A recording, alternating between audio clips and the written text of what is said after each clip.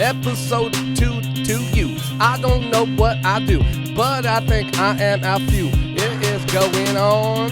What month is this again? I think it's March. I'm with my friend. We're on to another episode. We're going to talk about local topics that we know, and this is the beginning of this show. If you like what we do and then you'll like to see it again, subscribe, share, and let me know to all of your friends. Let's go. I got to work on that a little bit. You're a beast, dude. Getting there. It's perfect. Yeah. If it doesn't mean anything, that's okay. Rapping so good, I thought you were black. Hey, man, I said earlier, at least people think I'm Middle Eastern. Yeah. A little bit of flavor. Yeah, I'm going for it. Speaking of black, look over here on my shirt here. It might be a knockoff. Hopefully no one finds out of that. But Almost says the N-word, bro. I know it was from, You gotta Nigeria. be careful. Yeah, I know. I can't enunciate the word. People say, "What your shirt say?" I just do this. Yeah. Don't get me. I ain't saying it. I ain't saying it, bro. You know. But yeah, man. When Usman fought, who's that last champ he fought? He baptized the dude. Gilbert. That was before. Gilbert's? No. Gilbert Burns? Jorge Masvidal. Oh, okay. Dude. You don't like Masvidal, huh? Well, I don't like bullshit. He's a Trump guy now, which is crazy. Yeah. Well, he realized what Kobe Covington was going to. He's like, okay, people take the WWE profile or that template, and then they try to take because it works, bro. It works, right?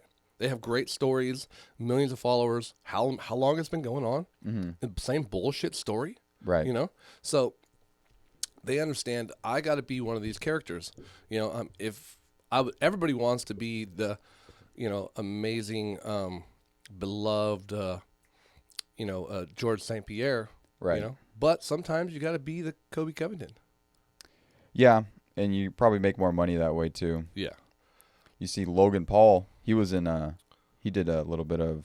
What was he? He was in the WWE. Was he? He made an appearance. Yeah. Oh, yeah.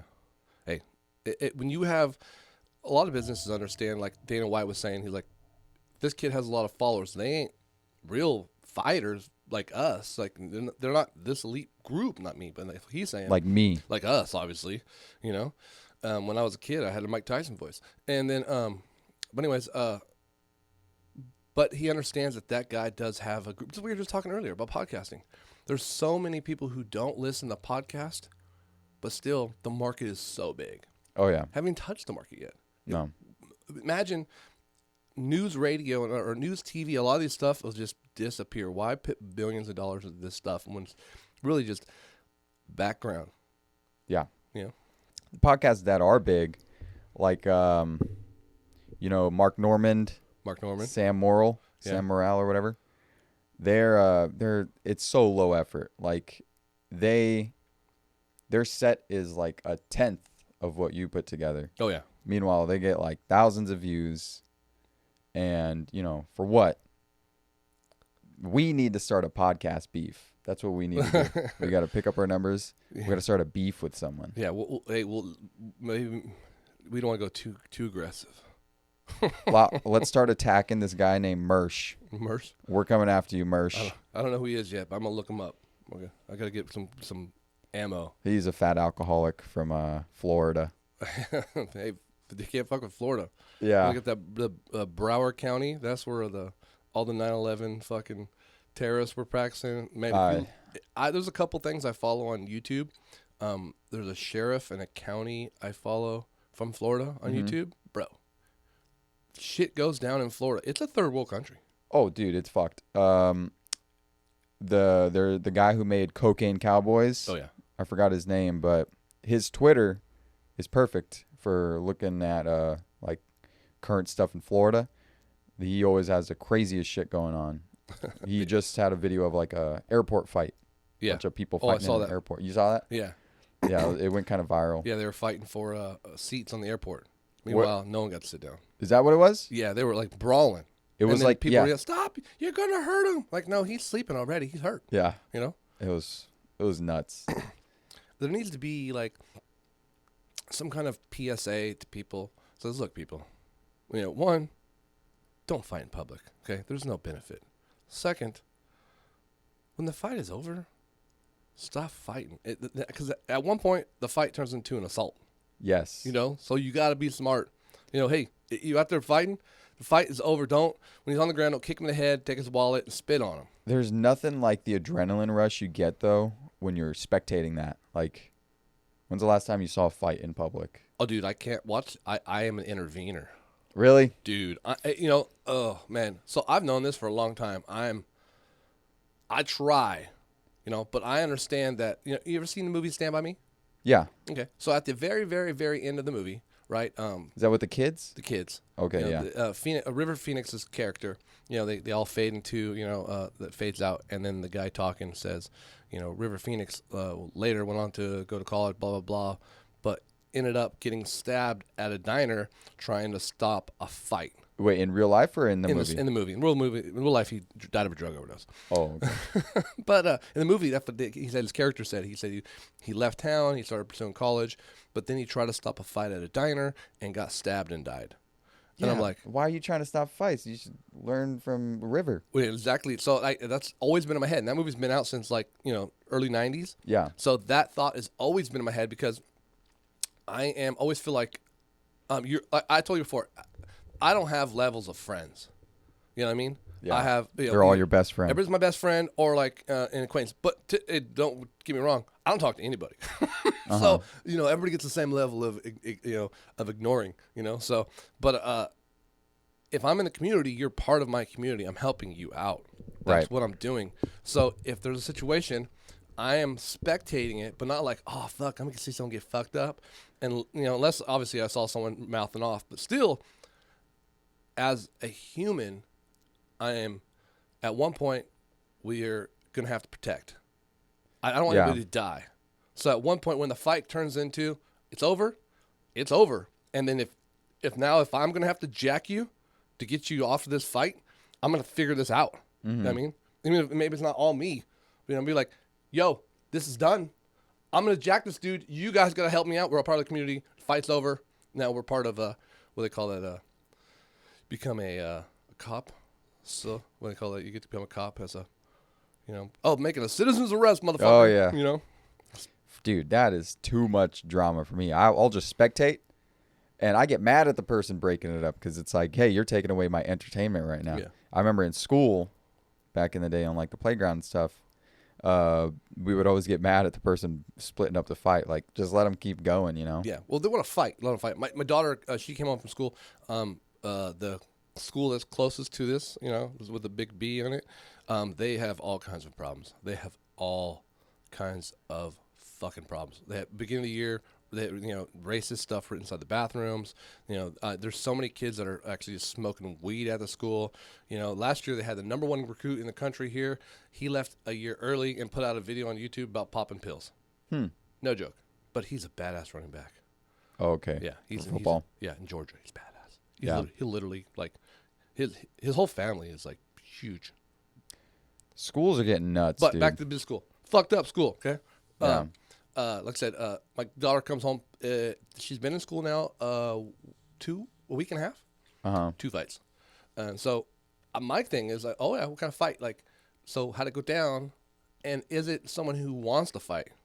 Why wasn't she recording it? That would be my You main. can't take your phone out of school. What? Well, you can't. You're not supposed to have your phone out. I don't fucking know, really. To be honest with you, I have no fucking clue. They're talking about, let me not skip subject here. But my point being is, when people fight, is it 2 people wanting to fight, or is it 1 person trying to punk somebody? Yeah. That's one intervening. Hey, so like when the punking comes, I'm like, yo, done. Dude, don't want to fight. Over with. Mm-hmm. You know what I mean? Especially if the guy's trying to walk away. Or I try to stay out of the loss, but it's like, I'm not gonna just let someone get hurt, because also by law, you need to fucking protect your community, right? Isn't that the fucking Seinfeld law? I feel like you're cucking the content. That's content cucking. Content cucking? Well, trying to get in there. Yeah, you're like ending the content. The last fight I remember that was like a major fight that I saw was at a Fresno State game, and it was a brawl. It was like 5 or 6 dudes just beating the crap out of each other, and I'll let them go. Oh yeah, there was nothing I could do. I was like No. I was like a twig. I was like a skinny little twink, and these were like drunk, like college kids. No, to be a situation like that, you step back, Yeah, watch, enjoy the show. and then once it gets like you hear any loud noises, take everybody who know close to you and run the fuck away. Right. These were white kids. There was no threat of a gun violence at that game, and I don't even know. They probably check nowadays, right? Like, No, there's always been a beep, beep, tester. oh really? Yeah. I can't remember back then, but yeah, there must have been because there was like security guards at the entrance. Yeah. But yeah, and especially at a Fresno State game. But that was like the last brawl that I remember, and there was no way I was getting in between that. No, that's a fucking melee of people. Yeah. Typically, those situations, you step back. One on one, like you're describing, I could understand that. Like, you don't want to see a murder take place in front of you. Yeah, I can't see a murder take place, and even in a big situation like that, like when someone's down, don't kick him in the head. Yeah. Right? Don't kick him in the head. Even the police officers, we asked them after you shoot the dude, give him CPR. That's what we're so like. Okay, bro, like I know there's no fucking Herb Dean to pull you off, but When these shots are not necessary. I watch a lot of Police Activity. It's a YouTube channel. You know about that channel? I watch a lot of those Audit the Auditors. There's a Central Valley version of them where they just follow the cops around and watch all the things they do. I know about one of those. Yeah. And those guys they're funny, but it's like, someone instigate. could you imagine how annoying it is to run into one of those guys as a cop? But also, like, after you've seen, like, enough of them, like, you understand, this guy just has a camera's videotaping him. Leave this fucking nerd alone. Yeah. Get the fuck, and then if you're messing with this nerd, what problems do you have in your fucking life, bro, that this is pissing you off? Get the fuck on. Yeah, well, most cops, when cops get mad at them, they're just like power tripping. 100%. But when are you talking about?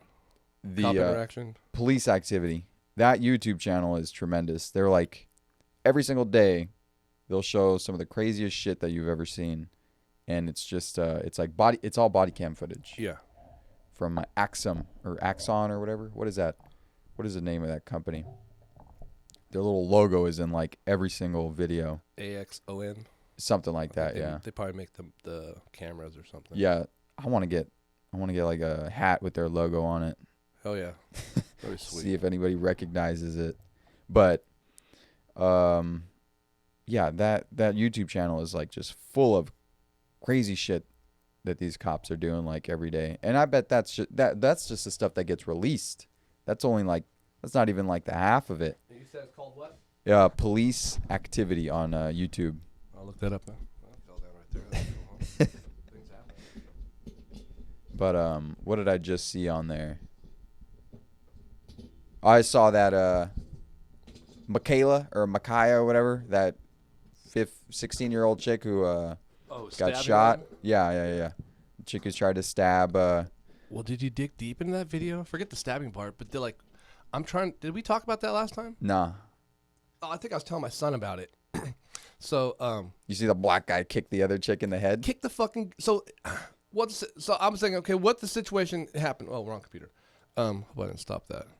No, I didn't. Sweet. You said it's called Police Activity? Police Activity, yeah. Police Activity. Yesterday they had a video on there of a guy who just carjacked like a Chrysler. Cops surrounded him real quick. And he put the car in reverse real fast, dragged some cops, then he got lit up. There we go. Police Activity. Yeah, I was saying like that one situation where the girl got stabbed or was trying to stab everybody. Oh, I didn't turn his TV on yet. Apparently she called the cops too. Yeah. So. And it was a birthday party. So I'm trying to go through the situation, okay? Imagine you're at your house, your daughter has a party, has some friends over, and shit's going down because your daughter now is hooking up with the boyfriend of one of the other girls, okay?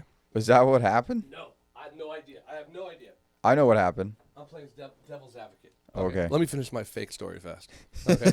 So you're at home, okay? Because I'm explaining why the dad kicked some bitches in the head, Right. A little girl, because why didn't you arrest that dad yet? Yeah. So What the fuck? you're at the house now. These girls are surrounding your daughter, trying to fight your daughter. And just your daughter at a party, but she didn't show up to the party to hang out with your daughter. They showed up to beat your daughter's ass. So now your daughter's taking that cake knife that she was going to cut the cake open with. That they try to throw the cake at her because they're like, "Fuck this bitch! She got a weave. We're going to throw a cake at you. Fuck your hair up and your tracks because it's cake's gonna get up there. And we're going to fuck you up." And she ducked and she had the knife. She said, "No, it ain't happening." And she came out with the knife. They're like, "Oh shit." Plan and party's over. So they scurry out, and the dad's like, "Hell no, you guys don't ruin my party. Fuck up that cake. My wife spent like 3 hours making that fucking cake." So they're fucking brawling outside. That's when the cop shows up. So they're out there, and that's when the lady's trying to stab her and fucking knocks that bitch down. And then the dad kicks that bitch in the head, and that's when the cop shows up. Unfortunately for that chick, she has a knife. You get a knife, and the cop shows up. 1 + 1 = you dead. Unfortunately, on those situations, that's why even why having a gun does not happen, help for citizens. Because Right. imagine if 3 of those people had the guns, all 3 of them would have been shot. And if the cop shot the wrong person, you think the other person who has a gun is not going to shoot the cop? Right. Then what? But I don't know what mess. happened at all. So you tell me. That is a fucking crazy. What do they call? Oh, that's a fan fiction, dude. Yeah, that could have happened. Though. But I was just trying to play devil's advocate. Like, why would the dad kick her, and why would the girl stab these other girls? Everybody, hey, I don't. 4 shots is too much on the girl. The cop did the right thing and resuscitated her as soon as she went down the ground. But in that situation, it is what it is. I don't know. I don't think a cop did. He was a rookie too. A cop was a rookie. Young cop. 14 months on the job. 100%. Or 14 or something like that. Hasn't got a death shot one yet. No. No death shots. Yeah. What is what a death shot? Yeah, that's that. The other guys. That's that Will Ferrell movie with Mark Wahlberg. Oh, okay. They're like, "You got a death shot yet?" He's like, "What do you mean? We all do it. You got your desk. You shoot your gun. Oh, okay. You gotta do it." And he fucking guy shoots his gun. And, what the fuck, dude? He's all pointing at him like, "Give me your gun." And they give him a wooden gun. He's not allowed to have a gun anymore. So I remember that. Yeah. Where a bunch of he's young, so he hasn't got a death shot in yet. a bunch of hobos like did something in that dude's car, right? I remember that movie. Yeah. I remember watching those movies like dozens of times because we had a black box where we would get free pay-per-view. Hell yeah. I'd watch the same goddamn movie over and over and over That's again. all they had over and over. Yeah. They played every like 6 months or 3 months they would just watch them out. See, when I was in high school, I talked about my parents going out of town. We had that box. Yeah? So I've seen everything. And then Dude. I baited to everything you could possibly bait to. So then, like, when I had a party, I had a gang of people there. All the other dudes didn't have access. This is pre-internet, right? Group bait session or what? No.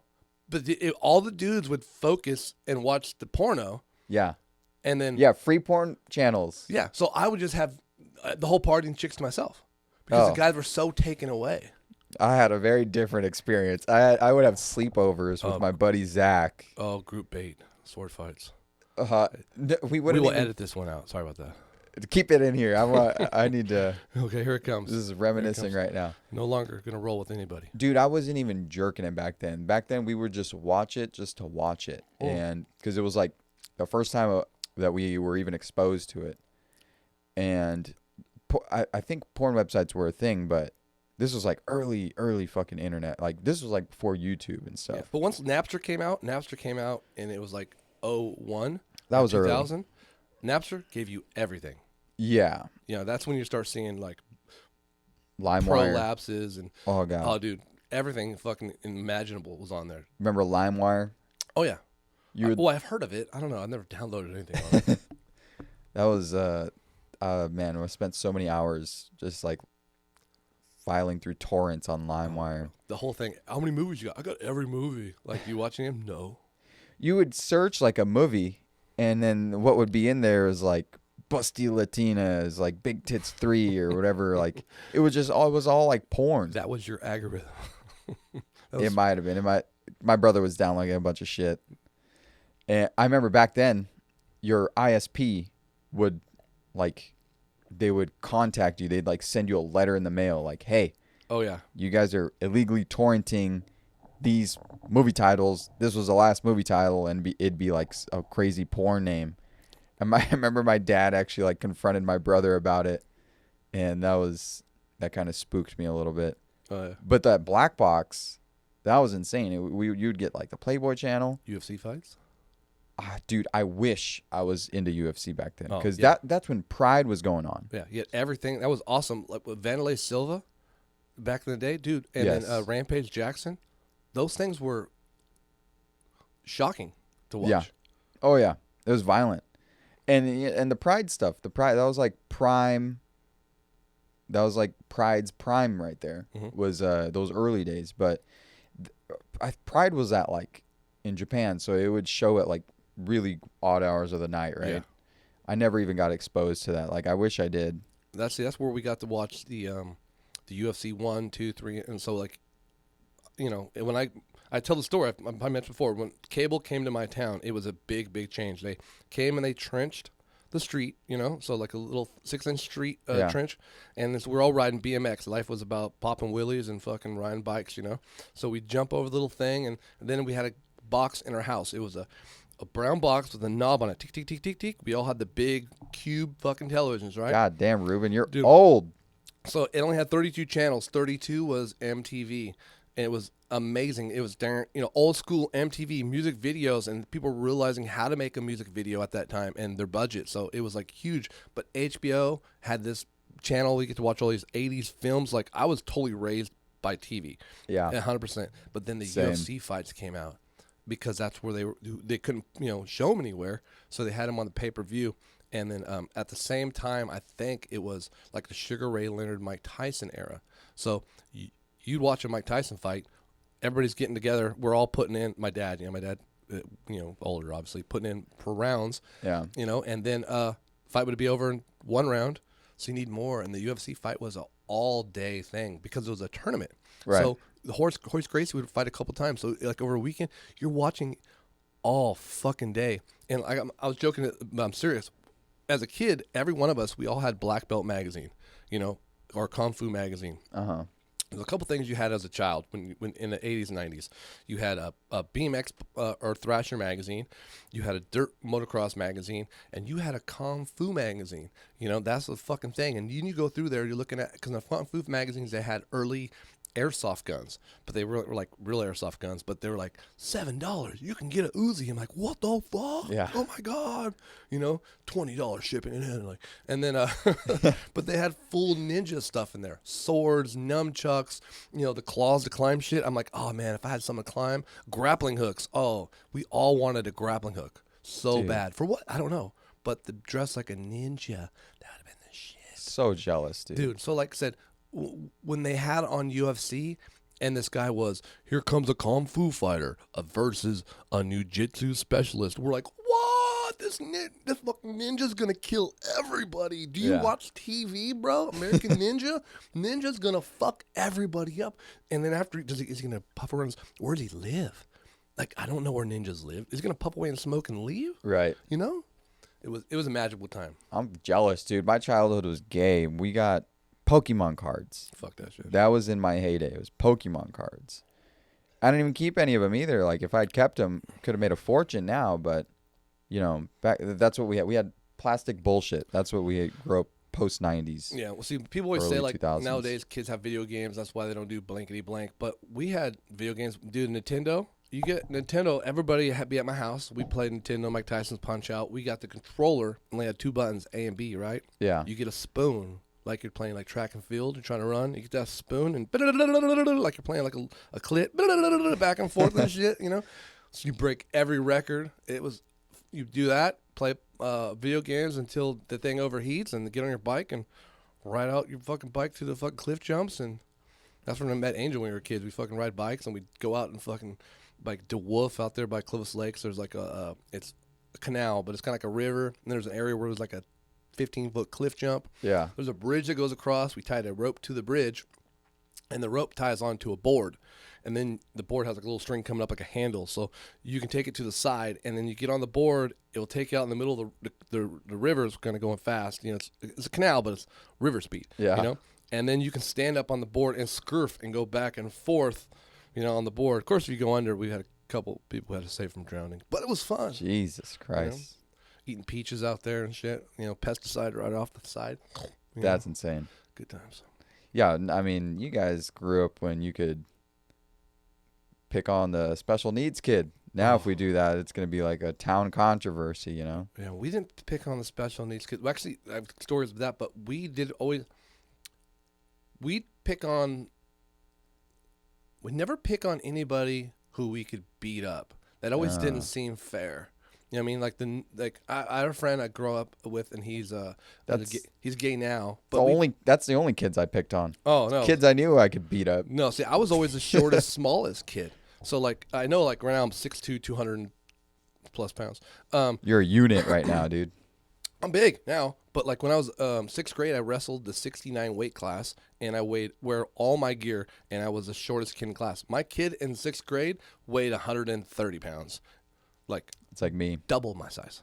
You know, so like I was always the smallest, but like in wrestling, I beat everybody in my school, and I was really aggressive, but I wouldn't pick on someone small because it'd only be a matter of time until someone realizes I'm small, and it doesn't matter if I'm scrappy, they're still gonna pick on you. Yeah. So we wouldn't, we had a gay kid, wouldn't pick on him. He was just our buddy. He was good, there was a kid that lived down the street from us. Like our streets are all straight, so he's actually on the next block. He's on the curvy one, right? Yeah, He's on the non-straight street. the non-straight street. Well, this guy wasn't the gay kid. That kid was. Shit. That kid's. I got a funnier story told about him. But anyways, so this kid was a special needs kid, and he was probably much older than us. But he sat on his porch. He wore a bandana over his head, and he acted like a cowboy. So he had a fence in his yard that wouldn't go out. So we'd make loops around our block, right? That's what you do on a bike. You make loops when you're in fucking 8. Man, I made a whole loop. I went around 2 blocks, bro. I had a friend who could ride a wheelie around the whole fucking block. Jesus. Bro, he was a fucking wheelie expert. But anyways, you ride by that guy, and you go, so we act like we shoot him too, And then That's badass. yeah, no, now he's part of our neighborhood. Yeah. Nobody's picking, like I said, you're part of our community. I'm not going to pick on you part of the community because you're wounded. I'm not trying to, we're going to beat you up right now because we're just going to pick somebody out. Yeah. Not the wounded one. But one time when I think I was 19 years old, I'm driving to my parents' house, and my friends at my parents' house. I'm getting dropped off, and my friends at my parents' house, I'm about to leave. And I'm driving by, I see these 2 kids picking on that guy. The cowboy? The cowboy on the corner. He rode a tricycle, like around 2, fucking rode bike and stuff. I'm like, what the fuck? So I think my girlfriend was driving me because I didn't have a car or a license. So I'm like, go to my house fast. My friend was there. I'm all, go get my house real fast. So I'll get in my car, and I had 2 friends in the car. I'm all, get in the car, go back to the corner. It was literally like 7 houses. Pink, pink. I'm all, we're going down there. I'm all, there are 2 kids picking on this special needs kid. We're going to beat the shit out of some kids. Roll up as fast as you fucking can. Kids are like 15, 16. I'm like in my 20s. Yeah. Or 19. So I said, roll up as fast as you can. Slam on the brakes. I'm getting out. I'm jacking these kids. You know what I mean? Or at least I'm going to get them. You know what I mean? So it's only like 6 houses, and you hear my friend's Mitsubishi truck. Whoa. We get close, and the kid's like, what? They're on their fucking bikes now, fucking like poking at the kid on his bike, Yeah. And they fucking drop their bikes. What? And they fucking run. And there's like a fence jar. They jump over that fucking fence. At 19, I'm fucking fully fit. So I'd leap that fucking fence in a bound, and now I'm on these 2 kids. They're, they ran towards the house or into a bush. And now they're like, it's like a dog, scared in the corner. Yeah. And they're like, what the fuck? I'm like, I will fuck you up if I ever see you talk to that motherfucking kid again. Yeah. Don't you ever pick on anybody. I'm sorry. So, well, done. And I got my fucking car, and my buddy's car, we took off. But those kids, it was like, if you had a dog got in trouble and they realized they got in the corner, they go in the corner, that was these kids. That cowboy never shot at you again. Yeah. You were his boy now. Yeah, I say, what's up, dude? He probably said, fuck you. Like, they don't give a fuck. My friend's older sister was a special needs, MS. I don't know what exactly it is. I love everybody. So, but anyways, she had a bike too. She lived down the street. She would ride around.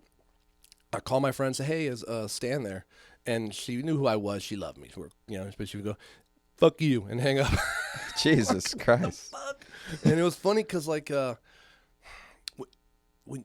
for them, they were a family, and she's not special needs, Chrissy. She was just Chrissy. Yeah. Awesome. So, like, they would just be like, it was strange to me, but then I get to understand they would just beat each other up. Really? Even like she'd go swimming, she'd put a vest on, she'd float and like kind of float around the pool, and they would joke, and she'd be a dick to them, and he'd be a dick to her. Like, wait, she's special. And he's like, no, she's my sister. I'm beating her ass. Yeah. Yeah, it's probably fun to have a sibling like that when you're a kid. They're just like another kid. I remember there was these twins in my neighborhood, Roy and Billy. And I think Roy was okay. Billy was, I think he was like a little bit downsy. And these guys were awesome. They were like really good friends of ours. Mm-hmm. And then we had another kid further down the line. Roy and Billy, that was in like second grade or something. Then in like fourth, fifth grade, I knew a kid named Donnie. Donnie was the best. Like I never picked on him, but I guess kids would mess with him. But I feel like I remember even back then I was talking to my brother. I was like, there should be a fucking TV show about this kid called like the Donnie Show. Just follow him around. Yeah, because he was hilarious. Yeah. And the one thing I remember about him is one day we were just in class. Donnie was just spitting on his desk and rubbing the spit around on his desk. And the teacher was like, Donnie, what are you doing? And he just like looked up at her. He didn't even know what to say. And he just had like his fucking desk covered in spit. And I thought that was the funniest thing I've ever seen in my life. Oh, I love it. They have a couple shows like Love on the Spectrum. You know, it's people who are like autistic of certain ways. Hooking up? And they're dating. Jeez Louise, and dude. it's great because like the filters are off, on these people. So they're like, what are you into? I like video games, and I normally date Asian girls, and you're obviously not Asian. Wow. She's like, okay. Asian girls got low standards these days. But it's crazy, the show is awesome. You fall in love with the people. Is it on TLC? The Freak Show channel? I don't know. TLC is straight up 100% freaks. Is that where they have the 600-pound sisters too? Yeah, I think so. That shit. They have that. They have something about like toenails. Oh, fuck that. They have Pimple Popper. Yeah, Pimple Popper is on there. They got all the disgusting shit on TLC. They should just rename it eFucked. The channel should just be called Have you ever been on eFucked? No. Dude. Like, do I need to go to that page? Not online because you'll get pulled, but eFucked is like you remember E-Bombs World? Oh yeah. It's like that but for porn. Oh. They put like all the crazy messed up stuff from porn videos in there. Yeah. It's like Live Leak. You ever go on Live Leak? A couple times. Live Leak has kind of been nerfed down. They took away comments. That from then on it was downhill. Usually the better thing though. Which one? Taking away the comments. It was fun though. Like the comment section would be hilarious. Well, so like TMZ, like if they post something up, especially like a shooting or something like that, anything has to do with the race. Now they take away all the comments. They're like, we know how this turns out. Yeah. Instead of having just all we're doing is really giving a pot for people to stir. So we're just gonna take out the fucking stir handle. Live Leak was like industrial accidents and stuff. It was like violent stuff. Dude, the industrial accidents. Because I'm in construction, so I see a lot of these things that we do. Oh yeah, it's probably nightmare fuel for you. Dude, I seen people get wrapped up in like people like making spools of wire. Yes. And then it wraps a dude up and then spins them for 15 minutes until there's nothing left. Yeah. That's the Chinese special right there. Oh, is this the one? What, the birthday party stabbing? No, this is a different one. Oh, this is the one. Is that where he's like Simon Says? He's laying down. He shoots him, kills him. Yeah. This is a different one. Yeah, that guy got away, pension, everything. He's back to work. The guy got away with everything. Really? Yeah. No charges. That cop was insane. His lawyer, his name is Mark Garagos, the guy who protected. He goes after cops. I talk about this guy, Mark Garagos. No. Mark Garagos. He's Armenian. He has a show called Reasonable Doubt. Love it. Awesome show. It's every Saturday. Him and Adam Carolla. It's only about 30 or 40 minutes podcast. After you check out this podcast, check out Reasonable Doubt. But it's about cases, and he gives you insight to everything. The Derek Chauvin case, it was funny because this guy Mark Garagos is basically the go-to guy when you're trying to go after cops who kill people. Okay. He's the guy. He has done the one that's I can't remember that kid's name in the Rittenhouse. no, not the Rittenhouse, not the Rittenhouse. The guy in the Arizona, the kid laying down to get shot. Oh, okay. I have no idea. He's laying down on his stomach, his hands are up, and he's crawling, crying. The cops, get your fucking ass here, I'm gonna fucking kill you. I'm so sorry, I don't know what to do with it. He's a pest control guy. He was up in his apartment with his pest control gun, or no, he had like an airsoft gun. He was looking through his fucking scope, looking around, and someone called the cops on him. So he's into it was just a fucking airsoft gun. Or What was he doing? Just LARPing? just looking at, because it's a scope. He was just LARPing. Kind of, yeah, in his room. So then the cop said, I don't have nothing. I have nothing. He's in his, so he's like in basketball shorts and a T-shirt. He's crawling. His shorts are falling down. He's laying on his stomach, crawling, crying. Yeah. Crying. As he's crawling, he's fucking crawling. His pants fall down. He goes to pick his pants up. They unload 18 shots on him, kill him. Just laying on the ground crying. And it drags out for like 15 minutes. There's no reason why any of this needed to happen. You know what I mean? But the cop got all the money. Was it a black kid or? Well, all white. Everybody's white. Was it a white kid? All white. But anyways, this guy, Mark Garagos, he defends all those. No, he prosecutes these cops. But this one Derek Chauvin case, the George Floyd case, Yeah. he was not asked to be on. Why? Well, I don't know why. But you can tell, like, every week when he posts his podcast, he's bitter about it. Because he normally always takes against the cop side, but this time he's taking the cop side. And so the whole time he's like, oh, he's going to get away with it. He's going to get away with it. Oh, no way they're going to prosecute him. No way. Oh, these prosecuting attorneys are crappy, because he's so, like, butthurt that he's not on the fucking case. Yeah. But other than that, that guy has a lot of, like, insight and great information on these cases. I highly recommend him. Cop killings. Well, besides just the cop killings, like whatever's going on in today's society, if there's a case that's popular, like even the impeachment trials, he would tell, like, this is what they're doing. Like Rudy Giuliani, bro. He just got raided, right? Dude, he's so fucked. Well, the thing is, see, this is where people are going to get really busted. People understand, and we've been saying this forever. Like, Rudy's gonna be fine, dude. He's in the game. they had, they were going to serve a warrant when Trump was president and Bill Barr was attorney general, but he held it back. He said, no, you can't go yet. You can't go yet. It's not ready. Like, no, we have enough evidence. We're going to go raid him. We have this stuff. We need to go get this stuff now. So they pushed it and didn't let them raid it. Let him eliminate and delete as much information as possible. And then now, because the new administration they will go ahead and let the search warrant start. Even like Matt Gaetz with the fucking, that guy, his partner, just flipped on him yesterday. Just told all the information.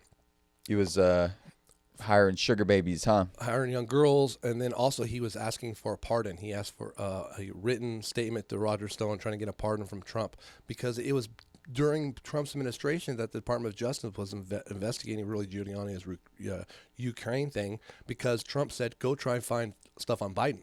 Well, when they did that, they found stuff on Rudy. Right. So they fucking... Rudy's dirty as hell, though. He's dirty. So he's going... Bill Barr could get prosecuted for obstruction of justice because he didn't let them go ahead with the case that they wanted to go off in the first place. But nobody can say this has anything to do with Biden or anybody else, because this all happened during Trump's administration. Yeah. All this stuff was going on during that time. Trump is only good for fucking Entertainment. pardoning all the pardons that he did at the end. That was like the main thing that he did. If anybody complains, see, like I said, I don't like people's way of thinking. You cannot be a hypocritical way of thinking. You need to be consistent on your way of thinking in life. To me, that's where so you cannot say, man, these fucking people are letting all these people out of prison, and that's why all the homeless and problems around here are problems. But oh yeah, Trump pardoning fucking 200 people. That's cool. Yeah. Like, it's the same fucking shit, bro. It is. You know, but some of these guys killed fucking cops. Some of these fucking people killed innocent people, like physically shot them with guns. Insurance scams. He pardoned a bunch of fucking people who were pulling insurance scams. Yeah. Millions of dollars that they, made off with. They didn't have to ever pay it back. Roger Stone let him out, and then he goes and commits another crime to go get himself fucking right back in fucking jail again. Roger's an old pervert, though. He just leave him to his own. See, that's the let problem. him kill There's himself. a lot of those. A lot of them. And then in the Republican Party? No, it's in general. Criminals that are just like that, paper criminals. And because they have money, then they get away with it. Then you know what they have is influence. And then the influence creates more of those paper criminals like them. And then the paper criminals are the ones who really in the long run ends up robbing us, poor middle class, insurance, wages, and everything else. Yeah, they get our tax money. Roger Stone, he put in way back in the day, he put an ad in the newspaper that he needed like a fit black guy to rail his wife or something. Hell yeah. He's like into that shit. The cuck originator. Yes. Yeah. Yeah. And like he's friends with one of these like brothel owners, like in DC or some shit. He's like really good friends with her, some lady with like giant plastic tits. And that dude is straight up creep. Straight up he creep. looks like he's like made from Hollywood. He's got like a Neanderthal skull. Yeah. Have you ever seen his like skull? Oh, in his office? No, his Or head. his real head, His yeah. real head No, is yeah. crazy looking. No, he looks fucking crazy. He's nuts. You ever see the movie The Burbs? It's an old Tom Hanks movie. It's pretty good. No. There's a guy next door. He's like the bad, evil guy. He looks dead on to him, Roger Stone. Like Roger Stone? Yeah, it's like fucking a mixture between Roger Stone and Dr. Fauci actually put into one. His outfits are nuts. Yeah, and he does it on purpose. You know what I mean? These people are fucking idiots. Well, I was talking earlier about Jerry Dyer. See, everybody thought this Republican police chief was going to come into Fresno and push all these QAnon bullshit ideas, you know? But That'd be nuts. That'd be entertaining. Well, I was telling everybody, before he got elected, he got COVID really bad. He went to the hospital, and his wife did really bad. And then, I don't know if you heard up. It's like God. So, like I said, my kid plays football, and a couple of these parents all went to this Devin Nunes fucking group fucking meeting, and a bunch of these people had COVID. Jerry Dyer got it. A couple of the parents got it, and then the parents came home and gave it to the kids, so football got canceled for a little bit. But they all got COVID at the same time. But Jerry Dyer got it really bad because he's old. He's not exactly the most fittest guy. And as I hear, he likes to go out and have a little drinky drink, you know? So his immune system and body's tearing down on a regular basis, you know? Jesus. So nothing wrong with that. He's an old guy. Hey, nothing wrong with that. Not tearing about anything, but he's been through it. There's no lies to him. He's like, no. I've been through it. So he came out right away and said on the Fresno Bee, and fucking news, wear a mask. Now he has a commercial out there that says, I feel it's my duty as a leader of this community to get vaccinated. I'm vaccinated. I want you to get vaccinated. Everybody in this community should get the vaccine. It is your civil duty to get the vaccine to protect your family and your community. Hell yeah. So I like the fact that I get it. It's not. I'm vaccinated. I'm halfway done. I got to get away another week for it. It's not a big deal. I'll fucking. All my kids are getting it. My wife's not a big deal. I like fudged the numbers. I'm gonna get double vaxxed. Fuck I'm gonna yeah. get 2 doses. Go ahead and get the. Well, someone say I got half of the Moderna and I got half of the Pfizer. I got the Arnold Palmer vaccine. I'm gonna get double dose. I'm gonna get as many fucking shots as I can. I got to get an MRI on Monday. And they said, do you have any metal pieces in me? And I said, well, I got the fucking vaccine, so the chip is somewhere. Yeah. You know, I don't know where it's at. Could be my shoulder at the time. Who knows? You know. But Jerry Dyer was saying yesterday they had a thing with 13 mayors of California to get together for a super meeting. And they say that over the next 5 years, every year they need $4 billion to end homelessness. They're going to build homeless Concentration camps. They're going to build over 100,000 homes to the homeless people. Fucking A, dude. Bro. I'm going to pretend that I'm homeless. I'm homeless. Because fuck that. I need a free home. And there are also more money. They're going to put money to like mental illness and health. And there's a lot of other stuff they need to help. But just make a big loony bin, dude. They tried to do something. The problem is, bro, like, you're not. When you have a bunch of people that are broken, you know, we're all broken apart. Bunch of crackheads. Mental illness, whatever the illness. I gotta fucking move Let's the music go. around. Boom, Crackheads. boom. Yeah. Rap about crackheads. There's a homeless problem in this town. How are we going to get down? There seems to be too many crackheads. We're math at again. We used to be a methamphetamines. Then we to the DUIs. We are the drunkest city in America. What can I say? They're not no lies. Palms are sweaty. Yeah, that was crazy. Mom's spaghetti. You know, we're considered the drunkest city in America. Yeah, that fucker, Louis Theroux. Yeah, but that's you know because Louis of DUI Theroux? checks. You know Louis Theroux? No, be a great jiu-jitsu name. That would be, yeah. That wouldn't be a bad name. But Hinato Kanuto is the best jiu-jitsu name. That's a good one too. Hanato Canuto. I think Gordon would be a terrible name for a jiu-jitsu Yeah, guy. like Ramsey. Well, The most popular Gordon is Gordon Ramsay. Well, the most, I guess, the guy who claims to be the best jiu-jitsu ever named, his name's Gordon something or Gordon something. Ryan. Gordon Ryan. He probably is, though. He said, but he's so fucking annoying and cocky. And yesterday he posted a video. It said it was a picture of like a cartoon buff animal, and then a picture of a weak cartoon animal. And the big animal said, American, the founding fathers, like they're all buff, and then today people, like no motherfucker. When those people showed up, first of all, they were like everyone was a foot shorter. Yeah. They were malnourished. They didn't have a fucking diet. They weren't lifting weights, bro. They look all like homeless people. Yeah. If we went back there today, the nerds in today would fuck those dudes up. Let's start a beef with Gordon Ryan and the Danaher Death Squad. Well, I talk shit to Gordon every time because he posts, every time he says something like that, I'm like, dude, you're a fucking idiot, bro. Choke yourself out. Choke yourself. That's the only person who can choke him out is probably I himself. said, choke yourself out. Hey, you want to say you're a badass jiu-jitsu fighter? Cool, that's what you're good at. You know what you're not good at? Talking. Dude, don't talk about shit. I'm saying, stay in your fucking lane. If you don't know shit, I have a big thing. I keep on trying to say this. Stop posting memes. Yeah. Stop posting memes. You guys are stupid. Like almost every meme. If I post a meme, typically I made it. Almost every single time I made it, or like I definitely verified it. But I definitely don't like sharing a meme that's not verified to look dumb. I'm not gonna. Or like lowbrow comedy. That's another thing I don't like. Like, I guess it's funny. It's hack. But it's hack. Hack. Yeah. Come stronger with your game. Right. That's what we're getting a lot of these days. Too much hack shit just being passed on as like regular, normal, like acceptable. Mm-hmm. But what the fuck were we talking about? Gordon's in Puerto Rico now. Oh yeah, he doesn't like America. Doesn't like Americans. He doesn't like the COVID stuff because he was in New York and they came down really hard with the COVID. Yeah. But Puerto Rico, they got good tax laws. There's a lot of Bitcoin guys who are moving to Puerto Rico, or they had been moving to Puerto Rico because there's no capital gains tax or something like that. And I even thought about it. I even thought about moving out to Puerto Rico.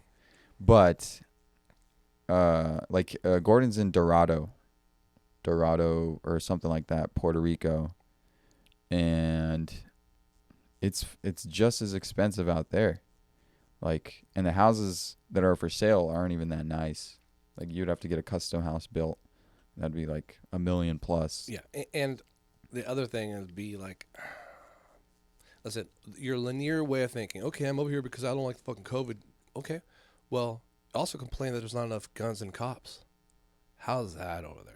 Mm-hmm. You know what I mean? So, like, I guarantee there's not fucking a shitload of police department all over the place making sure everybody's fucking safe all the time. In Puerto Rico? Yeah. It's probably pretty dangerous. Yeah. So I'm saying, but the other thing that people complain about, say here, well, you guys are going to defund the police. No. So you're for police, then you go to a place where there's no police. You know what I mean? Like I said, you're going to Texas because you want a fucking freedom, but you go to the place where you have less freedoms. You can shoot 2 more different guns. You know what I mean? But you can't smoke weed. Right. So, like, you actually lost your freedoms. You can still shoot guns in either state, but what is the purpose you're going there? Your linear way of thinking is not there. You're being a martyr. Right. It was super fucked up where you could either have a weed, what was it, a recommendation card or whatever, or you could have a gun license. Like, you couldn't have both. Yeah, so the other thing, too. That was fucked up. Give me a break. Yeah. Yeah. We're smoking this weed so I don't shoot people. Take that one out. Take that. Yeah, I don't have either. No weed or guns. Lost them all in a boating accident. Oh, when your family came here? From Cuba. Yeah. No, did you really? You were going hunting and lost your guns or something? I was took them all on a boat, and the boat capsized, and I lost all my guns and Bitcoin in a boating accident. Oh man. It's fucking terrible. I can't actually say that, though, because they'll make you report it, right? You have to. Don't they? And then they go find them. Fuck. Well, scratch that. I don't know what. I can't even say I lost them, because then I'll still have to report that shit, right? Yeah, because you have guns out there, and that's the problem. Can't say anything. Why'd you lose them? You should have had them locked up. Right. So that's the problem. That's where all our wild guns are coming out there. It's not, people aren't buying them at the store. Right. They're just left out. Like I said, I told you earlier, a guy inherited 30 guns. He's a complete alcoholic, a gambling, a sex addict. His whole life is fucking falling apart at the time, and he inherited 31 guns. Yeah. No background check, none. Here you go. I would try to swindle some of those from him for cheap. But at the time, I was just trying to separate myself from any conversation. It was weird. I think I told a story before, but it was like first, I only worked with this guy for like 5 days. Yeah. Then I'm like, I'm done. Or I think he just disappeared, But day one, we were having a conversation, and he said he went to the strip joint. I was like, oh, you go over there, you know someone name, and I named a name. It was a nickname. And he's like, yeah. I'm all, oh, cool. And then he's talking. I'm all, is that chick still there? She's all, well, she was with me. I thought you said you went to go see her. She's like, no, she's my wife. I was like, Nice. oh, okay. Well, I won't tell any more stories then. And then we were talking, and he's like, you know my wife, and I was like, yeah, blah blah blah. We had a conversation about it. And I said, I never slept with your wife or nothing. So I was like, yeah, she gave me a lap dance. yeah, don't think about that. No, I didn't know her. I knew her before that, and I knew she was just a waitress there. She wasn't actually a stripper. She was a waitress. Oh, okay. There. And so I don't know. But anyways, I said I didn't sleep with her, so don't have to worry about that. Working together. He's okay. And then he went home the next day. He was talking. He's like, yeah, I mentioned my wife. And he said, yeah, you guys are friends. She said she never slept with. He said no. He goes, she said you guys never did anything together. I was like, She had to reassure him. I said, no. I said I didn't sleep with her. Oh shit. We'll continue our day though. Jesus. There was a guy who walked into my gas station one time. I was working like mornings, and it was early. It was like still the sun hadn't come up. It was like 6 something a.m. And the dude comes in, and he's like just real chatty. And I still see him sometimes coming into the gas station. And he was talking about how he's like, yeah, man, I'm in a real bad place right now. My wife, she's just torturing me right now, man. It's like, and he just started fucking spilling his guts to me. And he's like, yeah, I met her at a strip club. Hell yeah. And she was a dancer. Hell yeah. And then I told her to come with me. Hell yeah. And he's like, now I have a kid with her. Hell no. I'm like, fuck, Anchor dude. baby. Yeah. And he's like, she's taking my kid away from me, and she's taking all my money. I'm like, what the fuck do you expect, dude? Yeah. You're like, It was pay to play. Exactly. Yeah. It's like you're trying to settle down with a chick you met in a strip club. I can't believe this bad girl's not still a bad girl. I gave her a baby. What else you want? Right. Yeah, and it seems like he was a beta provider. Oh, That's what these chicks. That's like their ultimate goal is a beta provider. They get the base model, right? And Yeah. what they call that? The first family. I heard chicks say this before, to be their starter family. Okay. Got the little kid. That typically that's why they get either they go one way or the other, right? So they start with the secure nerd guy. They get the secure nerd money. Then they get the baby who's not an athlete. Or they do the opposite, where they hook up with the bad boy, push out these athlete babies, and then settle down with the nerd guy to take care of all the other things she wants and stays on Instagram. Yeah, and that's before the 1,000 cocks. First, she runs through 1,000 cocks. Oh yeah, 1,000.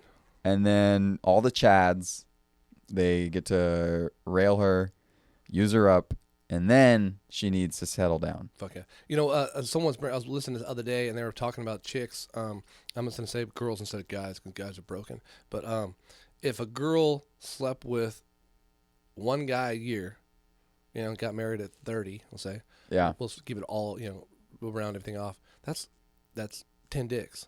Uh-huh. Right? If she does 2 dicks a It's year. 9 too many. Well, I'm saying if they do 2 dicks a year, that's fucking 20 dicks. Right. Would anybody think maybe a girl goes on a date, she dates a guy for like 4 days or 4 weeks, sleeps with him, doesn't work out. Goes on another date, dates a guy for 6 months, sleeping with a lot, doesn't work out. Goes another guy, sleep with him, it's 3 guys. That could happen. You can see that maybe with a person that getting 3 relationships, or a quick one, a full one, and then a quick one, in a year. That's 3. That's fucking 60 dicks. That's conservative these days, bro. That's my point is I'm giving you low numbers, but in reality, these people are on fucking Slinger and fucking Dinger and Winger and getting these fucking, people to show up, and they're pushing out 10 dicks a year. Yeah. That is that's 100 dicks. It is. That's a whole lot of dicks. How are we going to compete with our one dick, man? Man, you just got to be one of 100. Yeah. Well, the thing is, it's like social media completely messed up the game. It's like only the top 5% of dudes are banging 80% of the chicks, because the chicks with social media now, it's like it opens. I give a wink to the camera. Yeah. I don't know.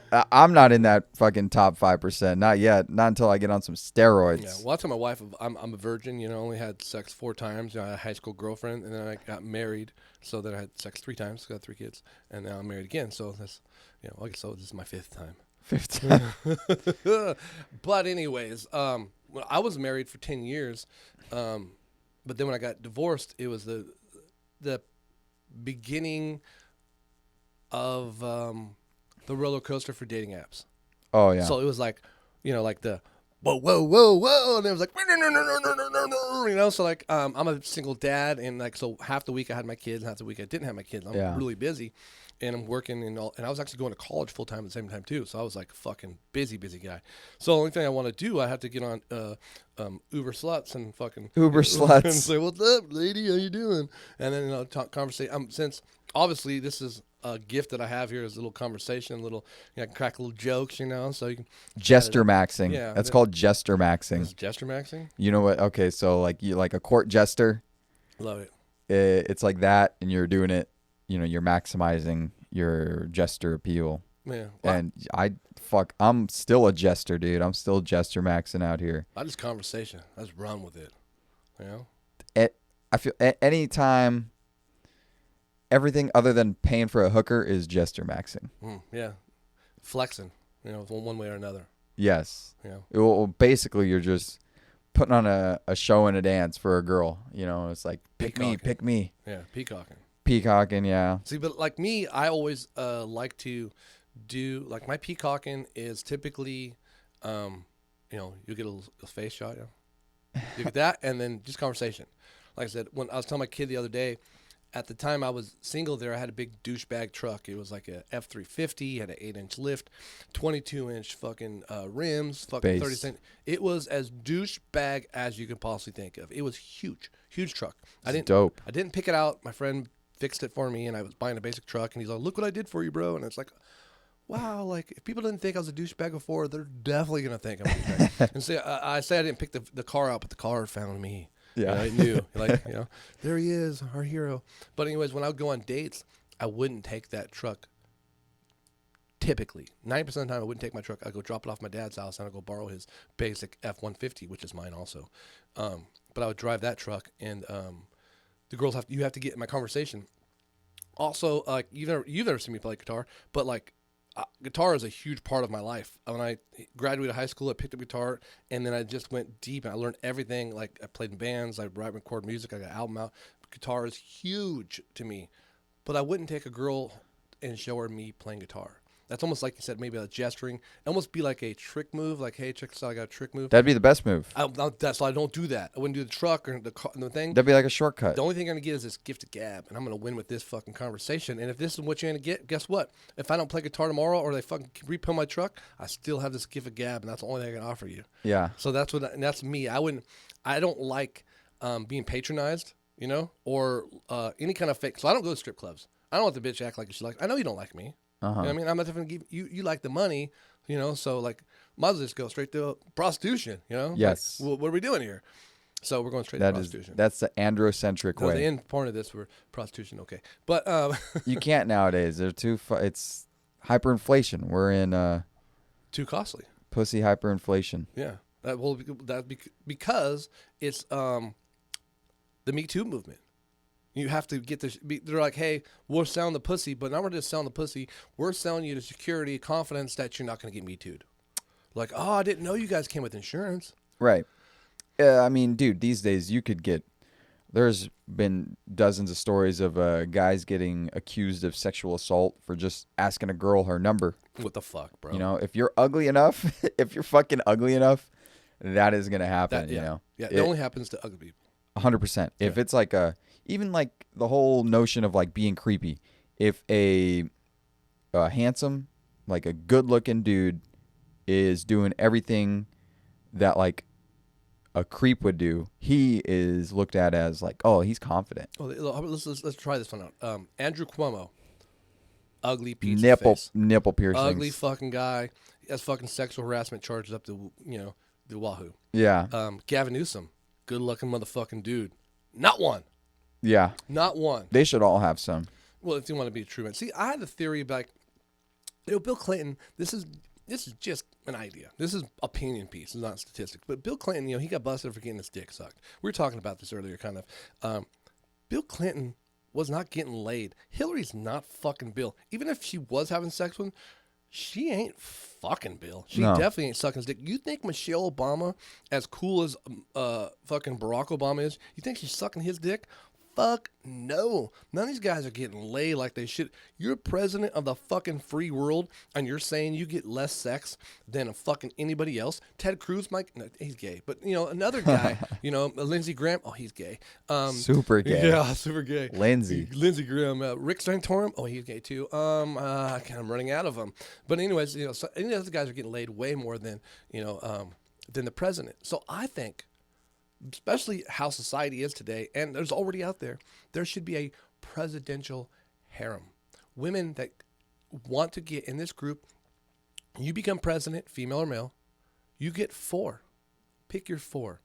And then you're getting your dick sucked and fucked. So like you can't do it business time, but the other time when you have your free time, that is part of the benefit. That'd be insane. Don't worry about that. How are you going to start a war when you just like...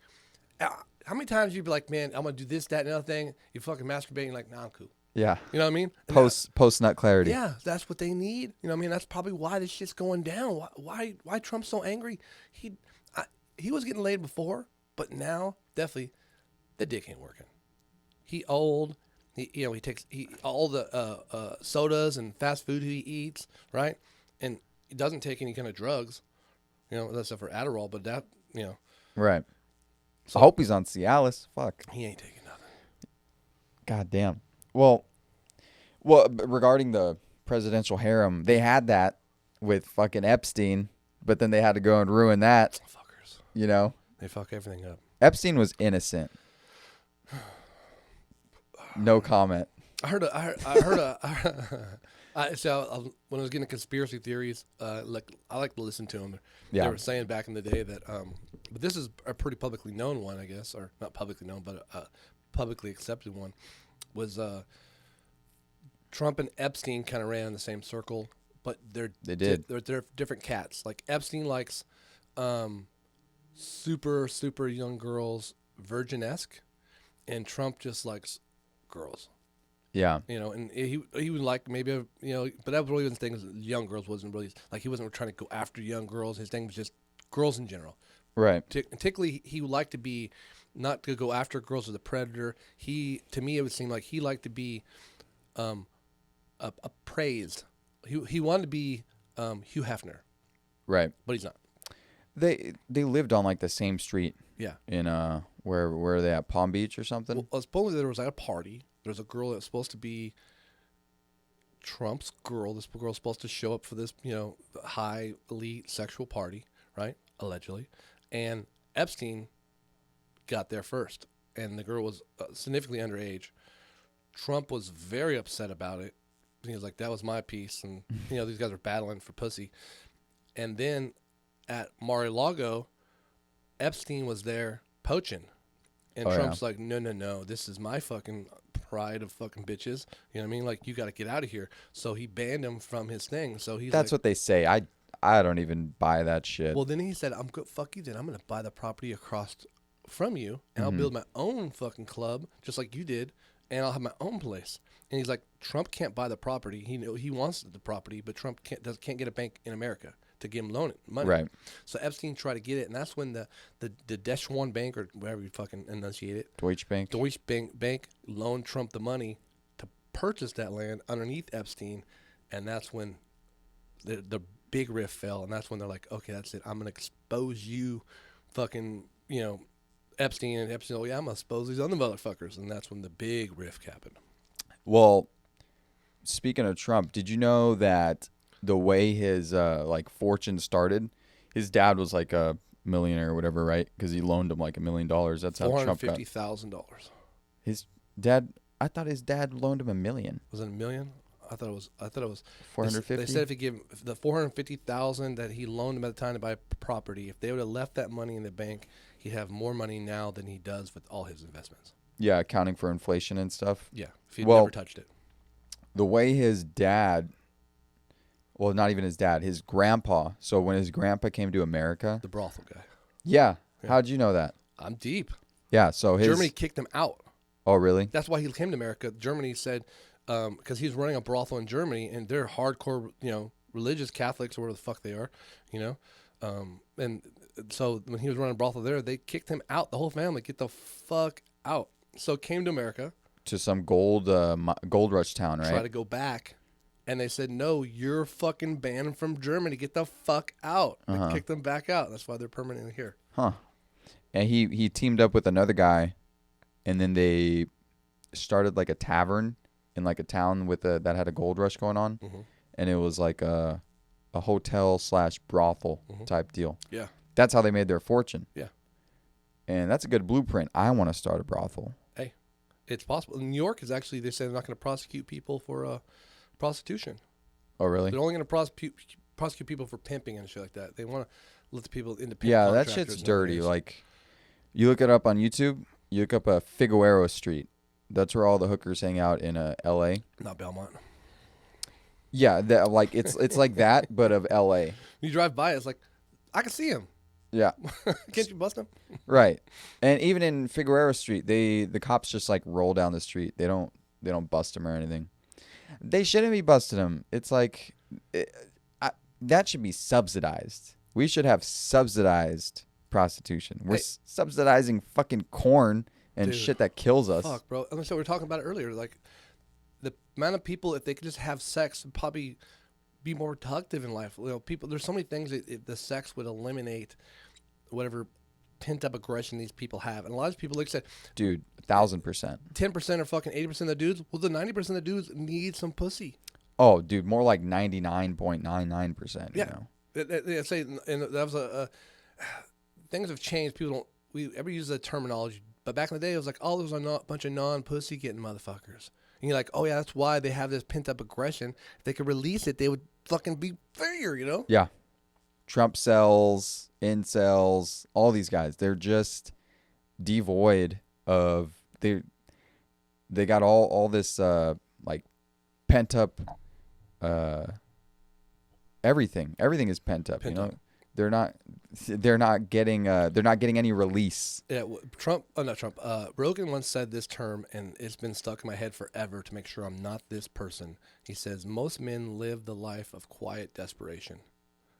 Yeah, that's everybody. Where everybody thought they were going to be the king rock star or football star or whatever it might be. Right. But they're just sitting there quietly, not getting laid, not appreciated at home, not excelling at their job, not good at anything. And once someone says, have you seen the movie Higher Learning? No. That's a good one. You got to watch that one. It's with Michael Rappaport. Michael Rappaport goes to Rappaport. Like an all-black school. He's not fucking accepted because he's the fucking, powder of the bunch.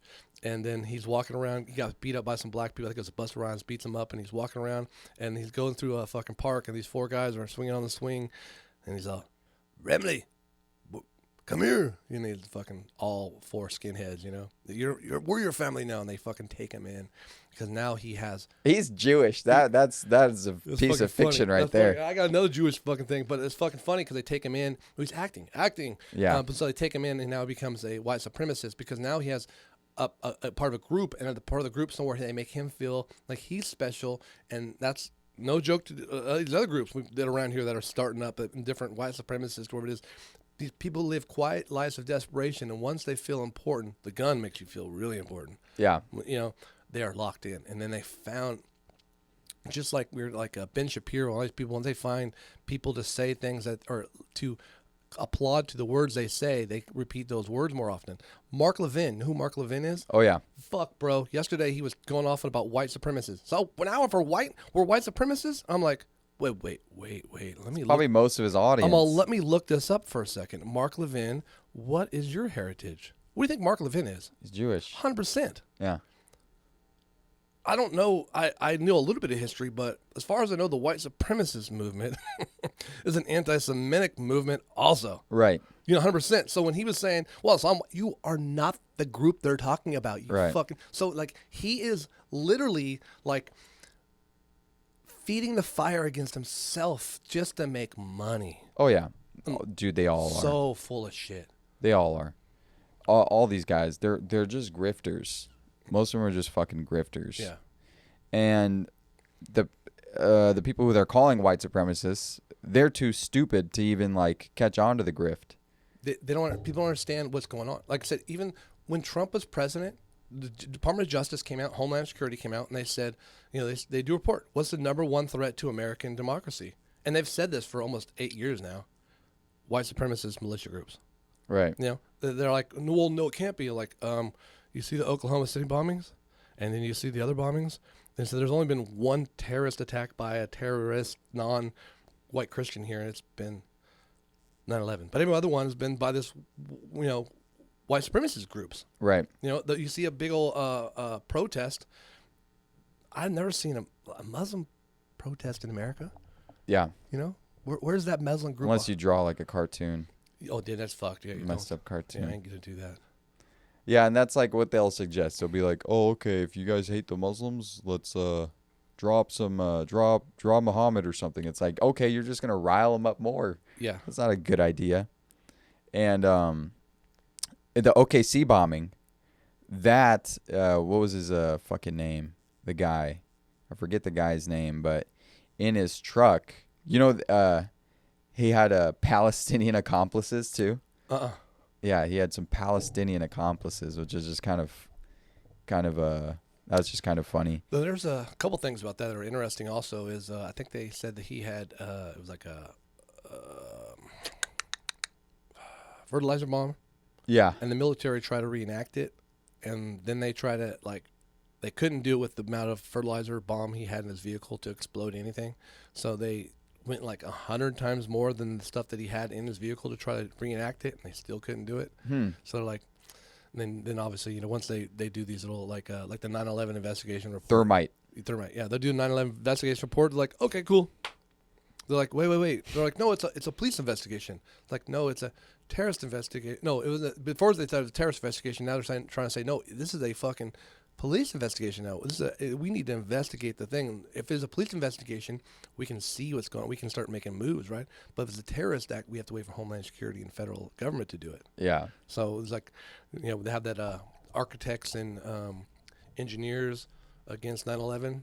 Like 3,000 of them signed the paperwork talking about the thermite and everything else. Yeah. But yeah, once they get a little information, push that on the table.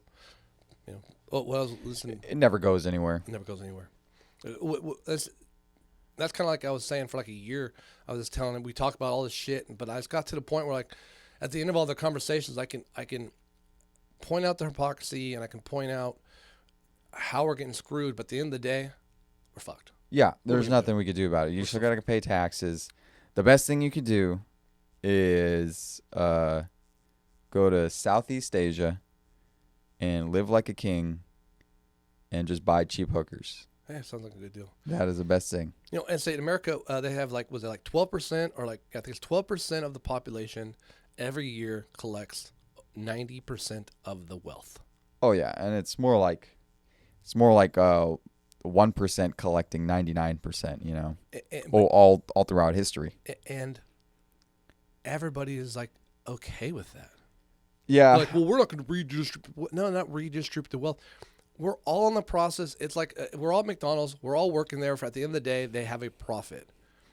All we're trying to say is the person doing the work should at least get paid more for the amount of, every part of the team, every job is important. That's what I try to say. Every job is important. If so, my coworkers, like, you can look this up. Okay, I'm home. I'm here, but you can look this up. In San Jose, IBW, up there where I work, Yeah. the wages that go on your check, not the benefits, something else, but the wages that go on your check is about $75 an hour. So $75 an hour, we're out there doing electrical work, right? Mm. Those guys will talk shit like saying, I'm not going to pay fucking someone $15 to flip a burger. I'm like, okay, well, if you made $75 an hour, would you go work at McDonald's? Like, Yes. fuck no, I'm not. I'm going to do this job. Okay, well, you have the choice of the job you want to do. You're still going to do, but there's some people who like flipping burgers, like cooking. Right. You know, so like if you're going to make, and you're telling me if the guy making burgers is making $20 an hour rather than 10 burgers, you think that $20 burger is not going to taste better? I guarantee it is. The guy is a little bit happier in his life, right? He's fucking, if you get paid more to do your job, you're going to do a better job. If you get paid more to do your job, they treat you better because you're worth more. That's just the way life goes. Right. You know, when you get more money, you're going to feel bigger or better than other people. That's just the way. Oh, yeah. You know, I said, all of a sudden people hit $15 an hour. They look down on people making minimum wage like they're a piece of shit. Right. You know, like, dude, you're all broke. You're all broke, you know? We need $100 minimum wage. That's what we need to do. Just accelerate it. That's a little extreme, but like I said, a big jump. So like in the last 30 years, CEOs and like they call them managers, Yeah. their wages have gone up almost 300%, but labor has only gone up 13%. So Dude. like, it said during Bush administration, is the largest transfer of wealth where they just gave money away. Right. Obama didn't really help that at all, and then in Bush, when he did the transactions of tax, and then gave all the fucking the $1 trillion payments to the airlines. Uh-huh. That was the biggest transfer of wealth, even past the other ones, in history. So the rich just became so much richer and more in control. They're teasing us with $15 an hour. Yeah, You that know? shit's not going to make a difference. The main problem is the money itself. Like inflation is the biggest theft on normal middle class people, because all these rich fucks, they have assets, and their assets keep going up. Like, they got real estate, they got stocks. And they don't use the money. They don't use the money. They don't need the money. Like, they have their spending money, and they're not keeping cash in a bank account. No, the 90% like me and goes you. to them, and they hold it, and it never gets back into the system. Hell no. Yeah, and they buy shit they'll buy assets with it. They'll buy appreciating assets with it. But like people like us, we get our $1,400 little stimmy check, and we're just gonna like buy food and shit with it. We can't make money. So they were talking about diamonds and art, like paintings. Yeah. That's a bullshit, fake, market. There's a shitload of diamonds, and art ain't worth shit. Right. So they fabricate this, and they're trying to do that one with the EFTs, the electronic fungible fucking tokens, whatever it is. Oh yeah. Another bullshit thing. NFTs. They make 1,000 of something, right? They give 999 of them away, keep one of them, auction that one off for $100,000. It takes all the other ones, make them worth $100,000, and now you just wrote off $1 million in fucking losses. Right. That's what they do. It's straight money laundering. Like 100%. the high-end art market right nowadays is money laundering. NFTs, that's basically money laundering. But it's being driven by inflation and money printing. Like back in the 70s and shit, right? When gold was like $35 an ounce. Back then, the normal wage was like $3 or $4 an hour, right? And we were like, oh wow, how the fuck did they survive off of that? Well, a kid right out of high school could get like a regular labor job, and he could be getting paid like $3.75 an hour. And for that kid to go buy an ounce of gold back then, he would need to work like 10 hours. So it's like a long day of work. Yeah. One day of work, he could earn a goddamn ounce of gold. Nowadays, an ounce of gold is like, I think $1,750, like $1,750. And for a kid just to get out of like high school or do a summer job, for him to save up money to buy an ounce of gold would be like a month of 10-hour days. Yeah. Well, it kind of goes, you know how Bitcoin works, how Bitcoin's made, and how, like, I was just doing a thing on Bitcoin. So like when Bitcoin originally started, they put out like 100 Bitcoin. right? It was 50 Yeah. So and then every so often they keep putting it out, people mining it, every 10 minutes. and then they started to decrease the amount. Yeah, halvings. Yeah. So then the Bitcoin stayed at a kind of a relative rate, and then people started purchasing it and taking it, and people were like, "Hey, I'd like to buy the Bitcoin from you," and people were like, "No, I'm gonna hold on to it." Right. They're like, okay. Well, then they come back 6 months later. How about I offer you more? And like, no, I'm just gonna hold on to it. So all these people have Bitcoin. Typically, the majority of them are just people who are holding on to it or who have lost it. A lot of people lost it in the lake. You know, Oh, yeah. Your shit's all in the lake, fucking down there. There's a lot of people who have billions of dollars of Bitcoin locked in hard drives they can't get to. Yeah, there's one dude who in the UK, he wanted to pay a landfill, like, to get his fucking hard drive. yeah, he wanted to rent out the landfill for millions of dollars because he threw away a hard drive that had, I think it had like 65 million. No, I think he was offering 65 million for the landfill. Because it had billions of Bitcoin in it. Yeah. It had over $100 million of Bitcoin in the hard drive that he had lost. Yeah. There's only going to be 21 million Bitcoin. Like that's the thing about Bitcoin. It's like it has absolute scarcity, and like this is the first time. $280 million in Bitcoin he accidentally threw away, and so he's willing to pay millions to get it cleaned up. Right. 35-year-old IT engineer. That motherfucker has thousands of Bitcoin as it is, though. So Yeah. it's like he's not really hurting for it. But this is like one of the first times where regular like Joe Schmoes can actually secure their money and like a good way to save it. Well, that's why the economy is so taken off. But I was saying about the Bitcoin, and we get to that again. But the Bitcoin said the reason why the Bitcoin price has gone up is not because of the production of it. The big reason why it's going up because people aren't selling it; they're holding on to it. So Yes. the value's going up. The same thing what I was telling you before about the money is there's only 12% of people who are getting 90% of the wealth, but they're not putting it back into the system. Only like 5% of their money is ever going back into the system every year. But our cash, 100% of it goes back in the system. So every year, there's only 10% of the money that we're fighting for to all of us. Right. So that's why it's worth so much, not because the availability to us, it's the unavailability to us. Mm-hmm. That's the reason why it's going up. Because even if they're printing more money, it's still not getting to us. You know, No. like they get the airline money and they give all these other people money. So those people are still holding on to 90%. If they were to give people more money, if they had less of it and we had more of it, prices would drop. Oh yeah. And so the prices are only going up is because they're holding on to more money. We have less of it. Like you were saying, availability. The reason why during the Trump era, when he was president, the reason why the stock market was so blown up is because the invention of the trading apps. Right. Robinhood and everything else. Before, if you wanted to, same thing. If you wanted to buy a stock, you had to come in with $1,000 or a $10,000 buy-in. With a broker. You had to go through a broker, and they were going to collect a percentage. You had to pay that guy money. But now you can get into Robinhood and buy something for 50 cents. You Right. can buy a part of a Bitcoin. You can do fractions of I'd be on a stock. job site. Everybody had stocks. Before, nobody even knew where to get a stock. Right. And now a 22-year-old and a 45-year-old and a 75-year-old are all talking about fucking GameStop stock, and they're buying and selling 100 times in a day. Well, Right. not only are they fucking making profits and fucking around with their money, the companies they're going through are making profits because they're charging interest, and the other people are just fucking making bullshit. So like,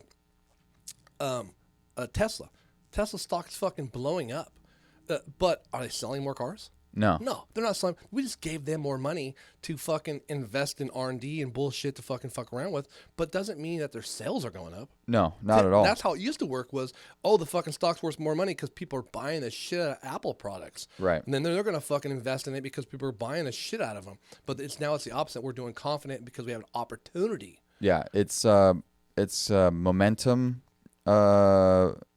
trading versus value investing, or momentum investing versus value investing. Like Warren Buffett, he was a value investor. Always. He would look at, okay, what are people going to need, and who's making this product? Who should I invest into? Warren Buffett had like a terrible year last year because he was like losing money left and right. He wasn't for Bitcoin for a while there too. Right? He fucking hates Bitcoin. Yeah. Him He has called it. He literally said, he's like, it's so immoral. It's like you're making money off of harvested baby brains. Like his mind is like mush. Yeah. So he's like so far gone, and it's so far out of his, like for him to even conceptualize. His buddy Charlie Munger called it, I don't know what he called it. I think he called it like baby poop or something. They always got like weird, really nasty ways to describe it, which just like lets you know where their heads are at. They're like really creepy old guys. It's their audience, so they got to make sure that the people that are listening to them, they have to understand the terminology of things that they find disgusting. Right. And also, they couldn't say anything racist that they typically want to hear. They probably want to say a bunch of racist stuff, but ironic enough, if you look at the Berkshire Hathaway, they have a conference every year. Yeah. It's a bunch of goddamn Indians and Chinese dudes. Always. Yeah. And they're all like following them. And imagine the smell in that room. Just imagine the smell. Fucking curry. Armpits and Chinese food farts, which really. is Fucking nothing but yamen. that's gotta be, it's like vomit inducing, dude. Like I remember seeing Yamen is an Indian version of ramen. I remember seeing a video of like 5 sweaty Indian dudes and like 3 Asians, like all walking side by side with Warren Buffett and Charlie Munger, like trying to get a selfie in. Yeah, and it's armpits. sweaty ass armpits. And these like dinosaur investors, they're pretty much gonna be losing a lot of money because nowadays it's all based on momentum. Well, that's why they hate tech companies.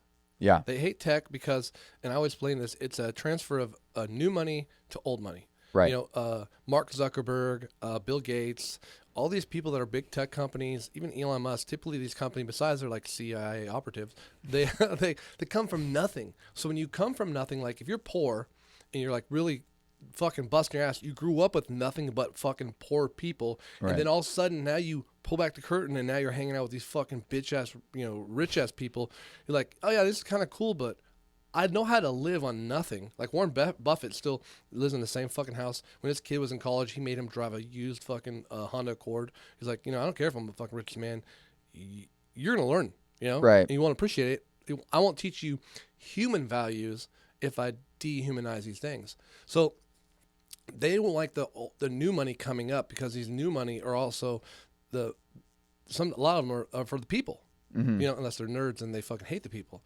But the old money, they're trying to hold on to their lobbying positions in government. Right. And once the old money goes, and they've lost their spot, number 1 and number 2, and the richest man, Amazon, Jeff Bezos, how are they going to stop it? They don't even have products to try to get in. That's why people like John Boehner are trying to get into the marijuana companies. They're like, we need to get into some of these new companies. How are we going to make money? These other people are going to pass us up. Right. Yeah. And that's one thing that's like kind of creepy about Warren. It's like, dude, you're gonna die soon. What are you doing this for? Like why are you still at it like this? It's like, why aren't you just relaxing? He's for taxation. Oh yeah. Yeah, he's like, tax me. Yeah. I have too much money. He's the type of guy who wouldn't be affected by it, but he'd be screwing over like people who are like 1,000 times smaller than him for Right. like passing that taxation stuff. They always say once you make over $170,000, you're in this bracket where it's like just play money for a while. But then when you Right. get to that $1 million range, life is fake. Right. If it's income, yeah. If you're like making $1 million a year, Yeah. then pretty much, yeah. Not lotto winnings. You end up being broke and white trash again, like you started. Well, yeah, with the lottery. There's a show called it's like about buying a house. Oh, I love it's like, that show. Yeah, where people win the lottery and they're buying a house.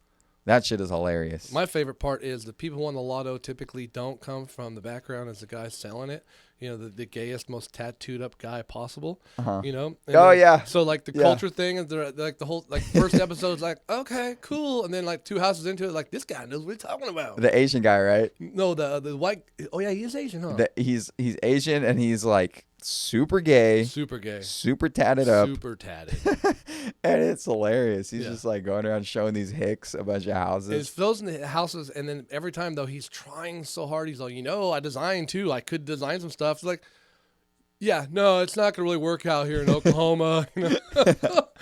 But fucking that damn show. Two things. One, it makes you like, man, I gotta play the lotto. But Yeah. then when they buy like a normal house, like, shit, that's my neighbor now. Yeah, seriously. I thought you wanted a lotto. Right. Buy a fucking lotto house.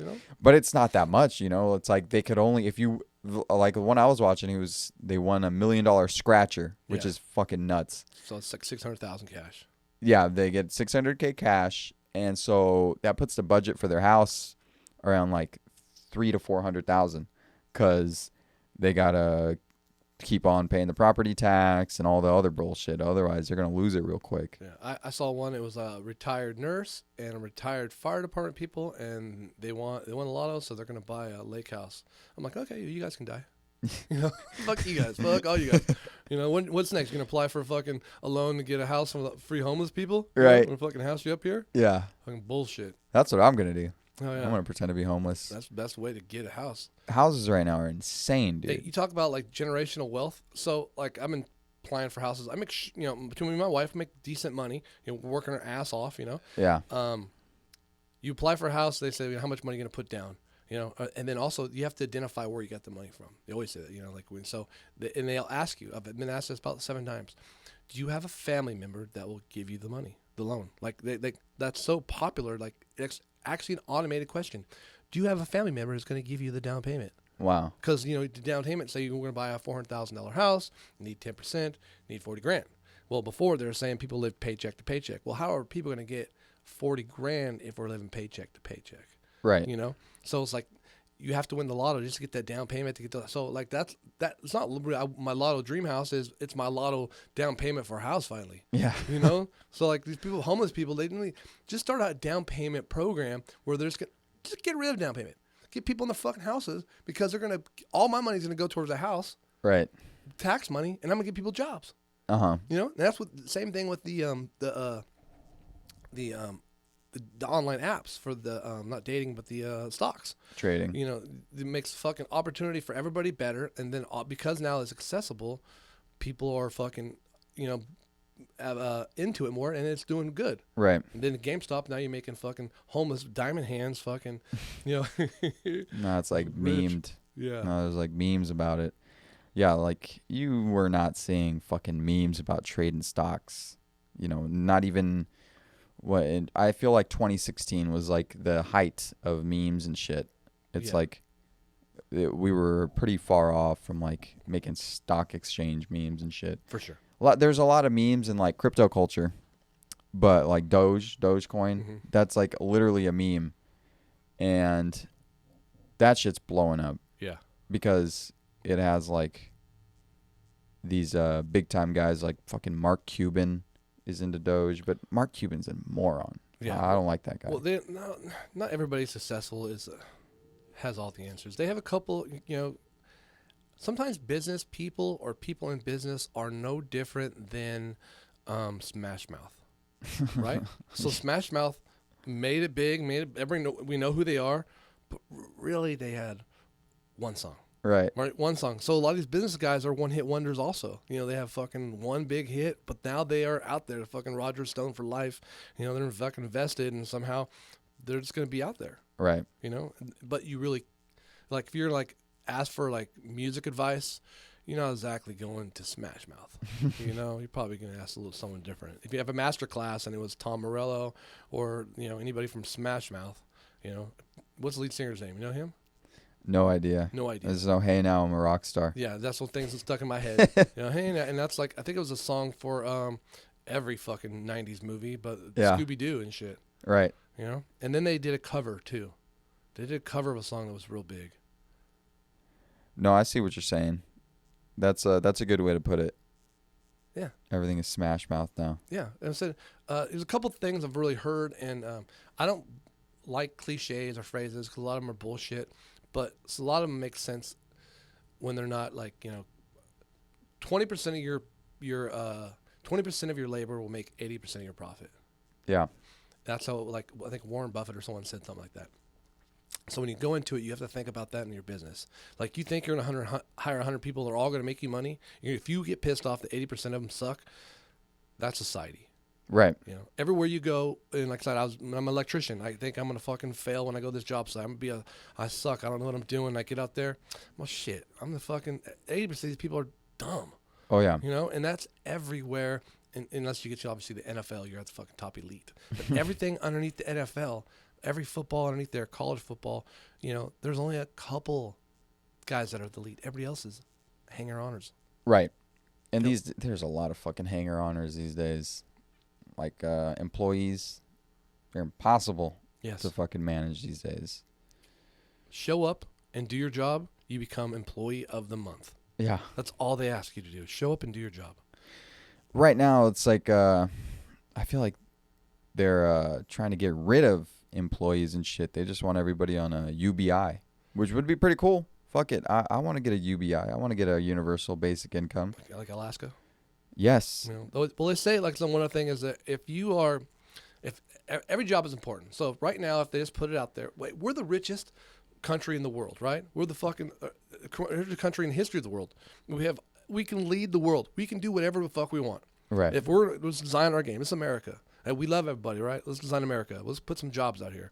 What jobs we want to put on this board? Coal mining jobs? Right. We'd be like, nah.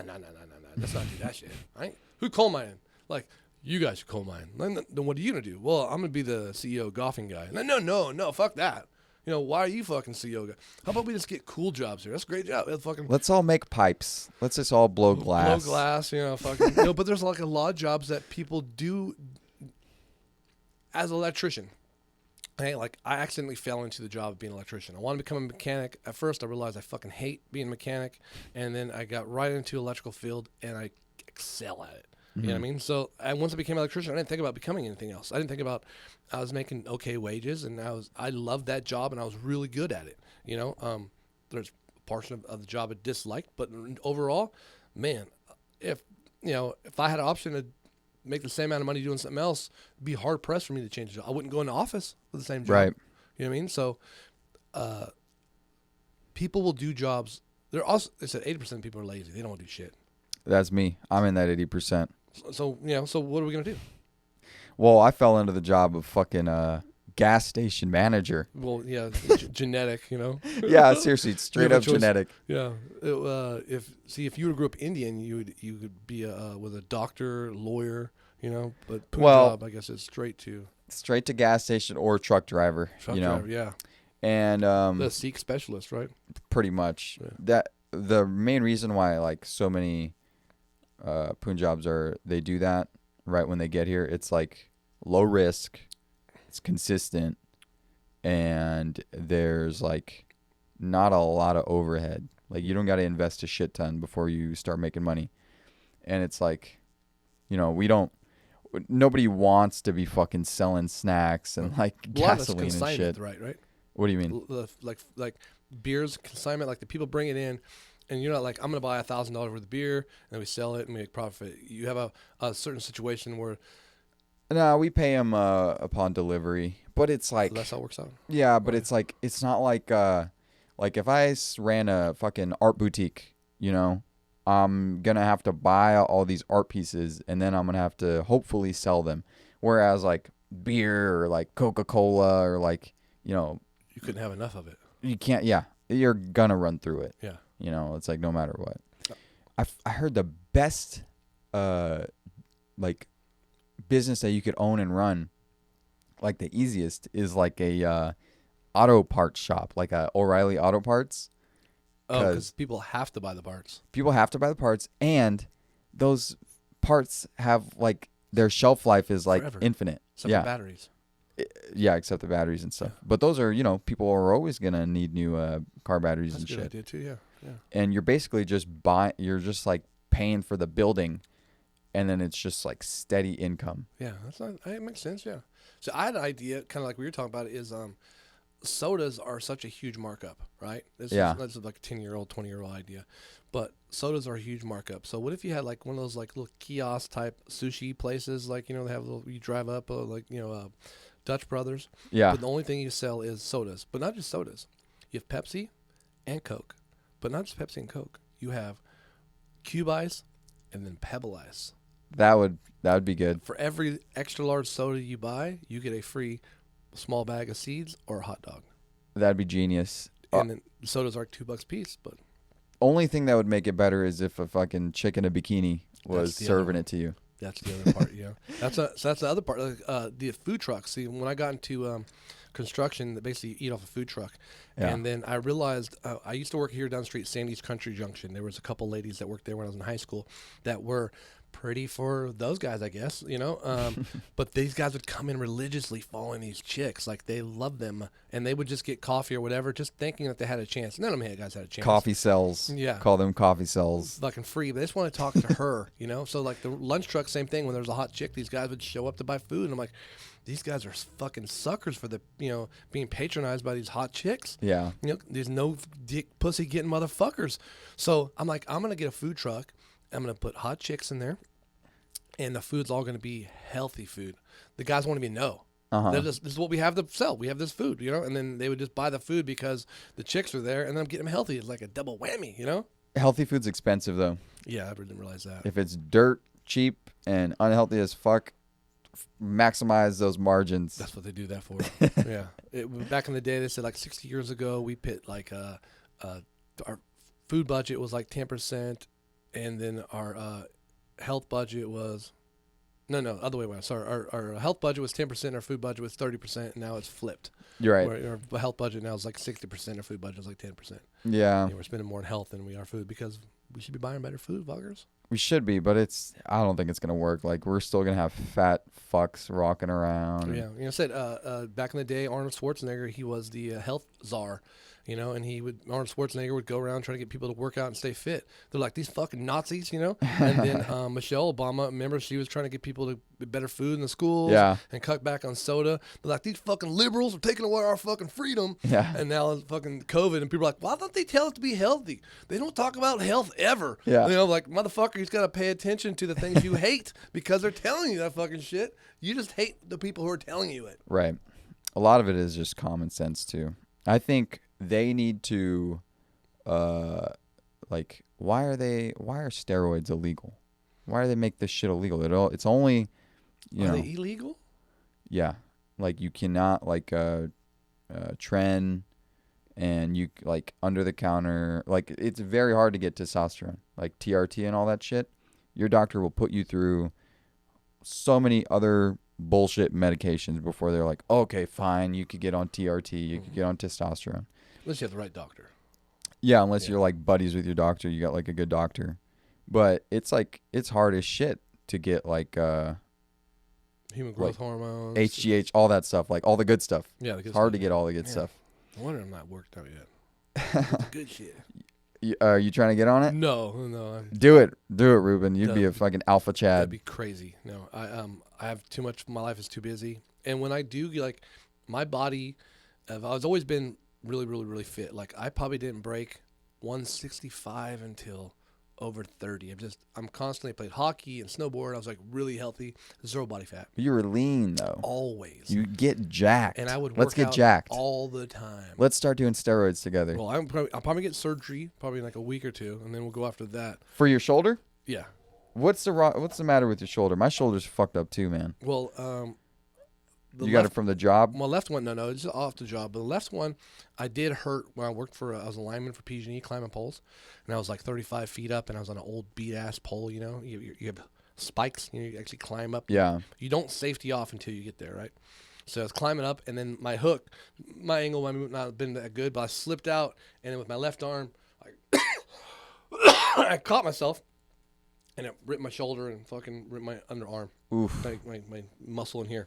God damn. But I was, it was a PG&E job at the time. I was under a year. After a year, you finally become permanent. Other than that, you're temporary. You don't become, what do they call that, vested or whatever fucking is. You're on probation for a whole year. So I'm I fucking have to work, and I'm almost 20, maybe 30, 32 years old. I think I was 32. Very competitive. I put a pole in my backyard, because when you become a PG&E lineman, big thing is climbing. So you have to go climb in school and shit. So I'm I'm very, very competitive. So I'm going to put a pole in my backyard. I'm going to fucking practice climbing that fucking pole. When I get to climbing school, I'm going to fuck everybody up. That's why I'm mentality. So I went there. I was fucking kicking everybody's ass. And, dude, it was funny because, there was a guy who was 6'5", leather jacket, badass fucking buff dude. He get 2 foot on that fucking pole. He's fucking shaking. Yeah. He's like, I can't go any higher. I'm like, dude, you got another 25 feet to go, bro. Like, you ain't never gonna make it. And then he have to quit. And then to see these masculine, ego fucking driven men to finally just realize, I have to quit this. And this is 20 years ago, you know, so like this $150,000 job, I have to quit because I'm too scared to climb a pole. Yeah, you know, heights. Fuck that. I'd be scared too, this dude. little fucking Asian guy gets on the fucking thing, you know. So Those guys. Yeah, so I tore my shoulder, but I kept working, and I was trying to get, you know, then hey, I need to go to the doctor. They're like, well, you're still working. I'm like, well, look, I can't fucking move my arm. When you tear, I tore my labrum. When you tear your labrum, you can't do this motion, but Right. you can do all this. You know, you can keep yourself, like I would like climb poles. I'd grab an insulator with one hand, the big old porcelain thing out there, and then pull it in, and I'd hold it with this hand, and I'd realize I can kind of like sling over, and my belt gets really loose, and I can kind of do different things, grab it, use my right arm again. So I was doing the job, but I wasn't doing it right. Right. You know, so like eventually I got an MRI, and they're like, "Oh yeah, your fucking shoulder's fucked." I tore my rotary cuff because I didn't get actually MRI for like 8 months after I tore it. My labrum grew back; it was scarred up, but now I have a huge bone spur, and because of my arm, I'm just fucking it up. Yeah. It's just cut everywhere. So they had to do a complete orthoscopic. So they did rotary cuff, top and bottom. The labrum was grown back, scarred up. They didn't fuck that. They did a decompression where the socket they curve out and the bone they curve out, so it's like a little gap in there for a while. Mm-hmm. And then they did the same thing on my right one later. But I went to Topgolf in Vegas, and then Topgolf is awesome, by the way. Yeah. But and the shoulder's never been 100% since the surgery, and I've been playing golf and doing shit, but I took a couple, like this kid next to me thought I was hot shit, and he's hitting the ball, and I'm like, shit, I'm gonna fuck this ball up. So I'm knocking the thing out of gone. Yeah. I've played golf since the day I was born. But about the 10th shot, rip. It was like, oh yeah, I rip it. So like the labrum or wherever it is, it's ripped, and it's like, if you ever see me do this, Yeah. it's because my fucking chest hurts so bad, bro. It comes across right here on this, whatever it is on my It's not because you're on ecstasy. I wish. Rubbing yourself. Yeah, just my nipples. And then like, my collarbone right here, I feel like the tendon pulling here, and then the tendon or whatever it is pulling on my neck. So whatever that was holding my arm up is not holding that arm anymore. So, but I don't stop. That's the problem is, like, I'll still be doing fucking yard work. My kid plays quarterback. I was throwing the ball with it. I can only catch with one arm. I can't lift my left arm up all the way. So, like, I can kind of, like, move it to where it needs to get to, kind of. Yeah. Monday, I get an MRI, and they'll probably recut it and do whatever they need to do. Fuck. So you already had surgery on it once. Yeah, I have both my arms completely done. So it's like damn. 3 or 6 months I'll be in a fucking sling for a while. So this would be a full-time job for temporary. Monday I'll find out what's really wrong. They're going to try to give me some fucking cortisone shot, which is bullshit. Don't do that. You know, if I'm in the playoffs, okay? Yeah. I'm in the playoffs and I got to play next week, give me a fucking shot. Right. If I don't have a playoff game, fix my fucking arm. You know? Permanently. So I'm going to, hopefully, I won't say the doctor's name, but he's probably the most popular sports guy. The one I did with my left arm, I didn't like him. I went to look at reviews. He has terrible reviews. The right arm was a different one. So I did this workman's comp. Took forever. Don't do workman's comp. That fucking sucked. This I hurt on my arm just throwing footballs. Yeah. I coached football for a decade, and I'd be out on the football field with, like, high school quarterbacks. Once again, you know, like, you ain't gonna out-throw me, bitch. Wow. Like, what the fuck you guys thinking? So, With like, high school kids. so I'm like, I'm on one side of the football field, and I'm just fucking launching them from sideline to sideline over, you know, and then, like, there's a special. You're like Uncle Rico. 100%, except for I'm not gonna make it. But I'm just not gonna. I'm gonna let kids know or people know where you're at. You know, like, Right. So like, sometimes I kind of kick. I like the white man can't jump. Like, Woody can't fucking play basketball. Oh, me with a fucking Back to the Future hat? Okay, I'll see what I can do, and then fucking finger roll the shit. That's what I like, you know. Yeah. So I'm out there. People are like, oh, this guy ain't gonna be able to throw a football. I'm like, dude, my ancestries are fucking spear hunters. I'm going to light you up with this football. You're a spear checker? So, like I said, genetically, people have, I think, this is a theory of mine, okay? Genetics that come with you passed on generation to generation. My wife, if I leave the house, my wife will clean that motherfucking house like no one's business. Like last time we did a podcast, I went home, dishes done, counters done, everything's fucking done. Her ancestors were meth heads. Or I think her ancestors were servants. Oh, okay. But like just the people around the castle and the people always took care of her. Or even if you're in the village, people had chores to do. Yeah. Right. And their chores were to take care of the home. And she does a great job at all that stuff. You know, she does a great job at everything. But I'm saying is, genetically, I see it Right. in there. I have always been able to throw anything and hit dead on. I can shoot a bow and arrow at a moving target. You throw a football up, I'll hit that football dead on. I've always been able to pitch. From the day I was born, I can do that. Just whatever it is. I'm not the greatest golfer. I can smack the ball fucking far, but I'm never making par. But throwing a football, baseball, frisbee, a rock, Yeah. I'm going to hit dead on. My boys have that same thing. Gonna be quarterbacks. They are some accurate scholarships. as fuck. Well, my middle son, he has opportunity if he gets the hard working into it. He is super accurate. And he's not a fucking great athlete. It was crazy. Like, he used to go to this quarterback camp with,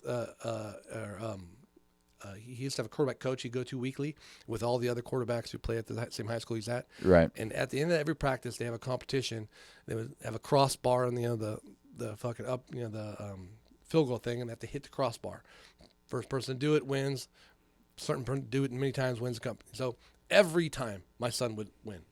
Just he's just an accurate thrower. I don't know why. Mm-hmm. My oldest son, he has no interest in sports. He's 6 foot tall, has a way better arm than I've ever had. Like, if you went and threw a football or baseball with him, you're like, bro, what are you doing? Why aren't you like going professional pitcher? Like, he'll throw a baseball and he doesn't do it right because he doesn't want to do it right because he knows that he doesn't want to play sports, but he knows that he has a talent. Yeah. So like he hides it.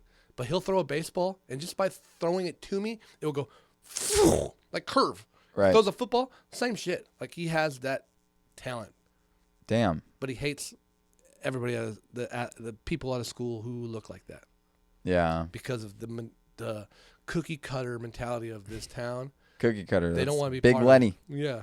You gotta look up Big Lenny. Is that from fucking Mice and Men? It's from the Delray Misfits. But dude, I would fucking convince your son. I'd be like, dude, kid, you're gonna get a bunch of pussy if you get on the team. That's another thing too. Is like, he had a girlfriend. So he's probably he's not gay or anything like that. But this doesn't have. When I was born, I wanted to be Fonzie. Yeah. 4 years old, I'm making out with the 4-year-old girl next door with my Raiders jacket inside out, riding my big wheel, going, Nice. hey, and the mom opens the closet, I'm making out with her because that's what fucking Fonzie does. Nice. And I've been like that since I was 4. And when I was in 3rd grade, I got busted making out with chicks. 4th grade, I got busted making out with chicks. I had a camper out in front of my house when I was a kid. That was the fucking, place where me and all the neighborhood girls were. Damn. I've always grew up like sexualized, I guess. I'm a sexual person. Yeah. You ever bang any teachers? Not why they're my teacher. Oh, really? Yeah, but also I only had sex 4 times, so no. No. You just kissed a lot. Yeah. You were kissing a whole bunch. Yeah. My dick in her pussy. But no, never. But that was another funny thing. This is hypothetical and never would happen. But when my kids sometimes would have, when I was divorced and shit, and kid have a conversation with a kid at school or something, this guy looking like a dick. I'm like, hey, man. So my kids aren't like me. Mm-hmm. Like, one, they don't like my brashness. They don't want, like, when I make a comment, like, I'll just tell this motherfucker this. Like, that would be mean. I'm like, no, it's truthful. It's okay. Tell that motherfucker that, Right. And then also, like, I'd be like, oh, man, so you guys think that chick's hot? And my kids are 17. They're almost 18 years old. They're like, Dad, don't do that.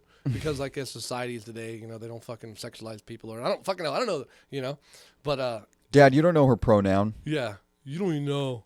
But they're not aggressive like me. They're different. Dude, it's the food. It's the environment.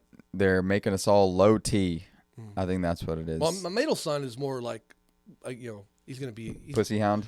He I would say is a like almost like your typical gym rat kind of kid. Like, Yeah. As soon as he get, like, where's your fucking shoes? How'd you lose your shoes? Like, we got here, I took my shoes off. Like, don't take your fucking shoes off, bro. Right. You'd want to wear shorts and no shirt. You're like, hey, we're fucking wilding out, right? Like, dude, settle down. He's a Chad. Yeah, no socks, stunting. Yeah. Well, there is such a prevalence of like, them feminizing the male culture and stuff. I feel like it's environmental. I think it's fucking, we're drinking all this tap water. I think there's hormones in the tap water from these chicks flushing down their birth control and all that. Oh shit. I think that adds estrogen to the water supply. And, everything is fucking packaged in plastic. I think the plastic passes on like xenoestrogen. We see that on Rogan yesterday. What was he talking about that? Well, they had a chick on there, and she was saying that the problem with our culture, maybe the hormones, is the plastic, and not. He said, just to give you an idea, is when everything is produced, it goes through soft plastic tubes, Right. and some of that plastic is always in it. So you can get anybody's pee today and test their pee, and there's a large portion of plastic in everybody's pee because of all the food products they're getting. Even babies, when they're getting, the milk goes through when they're breastfeeding, they're getting straight from the mom, but they're getting other kinds of milk. Even if the breastfeeding, it goes through a tube sometimes. They pump it themselves. They said it goes in a bottle. They have a bottle of the powdered milk. Right. And said the babies are constantly getting plastics. Fucking A, dude. Bottles. I'm like tuned into Rogan on a spiritual level, I guess. I think that's true. When things happen, like, we're all in the same. I haven't tuned into Rogan since the Spotify move because it's just too much of a hassle to fucking go to Spotify and then watch his shit.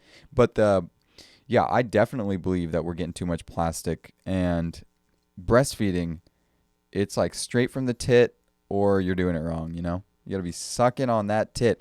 It also has to do with the movement of getting the milk out of the nipple.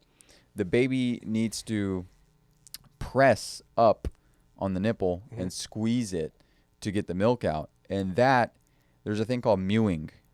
There's a guy named, there's a doctor named Dr. John Mew or some shit. And he came up with this thing called orthotropics. So there's orthodontics and then there's orthotropics. So orthotropics, like the main principle is that you can manipulate the structure of your jaw via exercises instead of braces and like external instruments and shit. There's a guy out there who's selling a product to make your the jaws are size. Yeah. Have you seen the CEO of Jawline on TikTok? Holy fuck! This guy looks like kind of a freak. Is it like fucking Quagmire? Yes, pretty much looks like goddamn Quagmire. His jaw is insane. It's funny because, like, typically, like me, if I chew a bunch of gum or chew, eventually my jaw is not only going to hurt, but I might have a headache later. Yeah, me too. But it's like, wait. I thought chicks couldn't suck dick because they got the TMJ, but now all of a sudden we're going to produce. No, this motherfucker better not give any other reasons for these bitches to get TMJ. Fuck that guy. Yeah. Well, it's too late for us because he talks about, so this also goes back to babies and breastfeeding. It has to be, you can mew. So mewing is when there's like an exercise called mewing. So when you press your tongue up against the roof of your mouth and you hold it there, and then it develops muscles and shit in your face, not just in your jaw, but like your whole face. And his face is buff. The guy, if you look up mewing on YouTube, John Mew or some shit, his jawline is like pretty goddamn godlike. He has like a very square jaw. But the whole thing behind it is it's important for kids to mew and for kids to breastfeed because it like uses a tongue. And it's also important for kids to eat hard foods. Like if you look at animals and shit, animals, they don't have crooked teeth. They all have straight teeth because they're eating hard ass food and they're not getting like baby food and shit. And so the mechanism behind that is when you're young, the plates in your in the bones in your skull, they're not fully meshed yet. They're still like side by side. Yeah. And as you get older, they fuse. So they fuse together and it gets way harder to change your facial structure. But when you're below the age of 8, you can like either eat hard foods or don't use straws and shit that it requires sucking to intake, that's like bad. It like stunts sippy cups and shit. Yeah, it'll stunt your bone growth in your mouth. If you look at like fucking our great grandparents and shit, when they didn't have baby, they didn't have Gerber back then. They didn't have things they can fucking that were soft either. They had to break down food and chewing it. They didn't have no, meat tenderizer. Yeah, they had hard ass food and eating jerky. Exactly, and they didn't need braces. They didn't even have braces back then. Well, here's the other thing too. Like I was thought about it, is are we supposed to have straight teeth? Is that really something that humans even supposed to have? Well, yeah, because when you look at like old ass skulls of like, from like I don't know, like the catacombs and shit, they mostly had straight teeth. Bigger jaws, bigger mouths, big ass jaws. Also, big I guess mouths. they chewed on sticks and shit all the time. Yes. A lot of probably pain relievers, anything they can get high on. Well, the reason exactly. They weren't like, hey, you can't be chewing on high sticks. It's going to ruin our society. Then our kids will be chewing on high sticks. The reason the teeth come out crooked is because the face is narrow, because it doesn't have space. It doesn't, like, you're not using it, so it's like any other muscle. It's just going to be contracted. And when you have a narrow face, you got less room in your mouth, and so you get the teeth just like fucking piling on top of each other, and it gets messy. Summer teeth. Some are here, some are there. So that's why you need braces, and then that's not permanent. You're going to need to wear a retainer for the rest of your life, which is like, I can't imagine that shit. That's got to suck. Yeah, fuck all that. It sucks. Like my cousin, he has braces, and now he's going to have to wear a retainer. My brother had braces, and he never wore his retainer. He like lost it a month after he got the braces off, and now his teeth are like, back to where they were before braces. Yeah. And it's like they push these braces on us so much because it's like a giant fucking money making scheme. Yeah, 100%. Dental is fucking bullshit. And I just joke around all the time when people talking about things we need from the government. I think two things the government should provide. I think that this is kind of like a joke, but also kind of a truthful, that would really help society, is a car. Okay, as soon as you hit 18, you're provided a government basics like Toyota Corolla, just hypothetically. Now you can go to school, get a job, take care of yourself. You don't have to worry about any of it. We'll take care of it. 10 years, this car is going to be taken care of. You pay for your own gas, but your own insurance, but you have to pay this car, and you have a guaranteed car, no car payment. Become something. Right. Second would be dental. Because growing up, how many people just as children have fucking terrible fucking teeth? That, women, how many women don't smile because their teeth are fucking terrible? If they had pretty fucking smile, people would talk better. Even conversation, like I said, my big problem with me is my tongue is too big for my fucking lower jaw. It should be wired out, and my kids are going to get orthodontist and dental right now. So they would say the same thing. We need to widen your mouth out because it's too small for your tongue, and your teeth are all fucking smashed in your skinny little face. Right. And make your fucking face wider. And also tooth pain, bro. Tooth pain is a big thing of dental work. Comes down to heart disease is a big thing. So, and even babies, when a mom has a cavity, has a big problem with infant problems while they're during pregnancy. Right. So, like, if the government just took care of the one thing they actually don't take care of is dental and vision. They'll we'll take care of the other shit. Like, no, I want to see and I want to eat. So if you take care of those two things, and when you get older, you have to have a replacement for teeth. When I was a kid, I was 4 years old. I pushed a chair. And the chair leaned forward, and then it came back, and it hit my baby tooth, and the baby tooth hit my adult tooth and rammed it up there. And then for the next 3 years, my baby tooth fell out, but the other tooth didn't come down. So when I was 7, I went to the dentist, and they said, oh, that tooth is stuck up behind, in his gums. We're going to have to pull it down. So they gave me braces that, or about 8 years old, they gave me this work done, and they pulled this thing, and they put a wire up there and started pulling down the fucking tooth. Until it came down. But to get the tooth, they have to drill a hole through the tooth, right? So you imagine they ripped my whole piece of skin that's there. I don't have that skin. They cut that shit out to get to up access. They cut my whole face open, So then they pull the tooth down with a hole in it, and now my tooth's there. But because they drill a fucking hole in the tooth, they have to put something called a bond over it constantly with a film. You can see the film that was on the tooth all the fucking time. Yeah. And then it would peel off. It was poor dental work. Plus I'm a kid drinking fucking Pepsis on a regular basis. Yeah. And then I started so I had braces from 8 to 12. Basically I had 4 years. I had full braces. That's early. Wrestling, bro. When I was a kid, my whole face is constantly. I had probably like 15 surgeries on my mouth. Constantly, I could just make my face bleed in my mouth. So like I was in 11 years old. No one knows anything about dental, or this is Right. in the 80s and shit. I can make my mouth bleed. I'm like, oh my god, teacher, I gotta go home. And I would go home like 30 times just by sucking in, making a fucking wound open up and come out cuts in my fucking mouth. Fuck. Busting my lip open, fucking wrestling. I constantly fucking busted my lip open. Go forward to 16, I'm You were snowboarding. busting lips. Yeah, so now I'm 16, I'm snowboarding, doing flips and shit. Fucking smash my face, break my fucking teeth.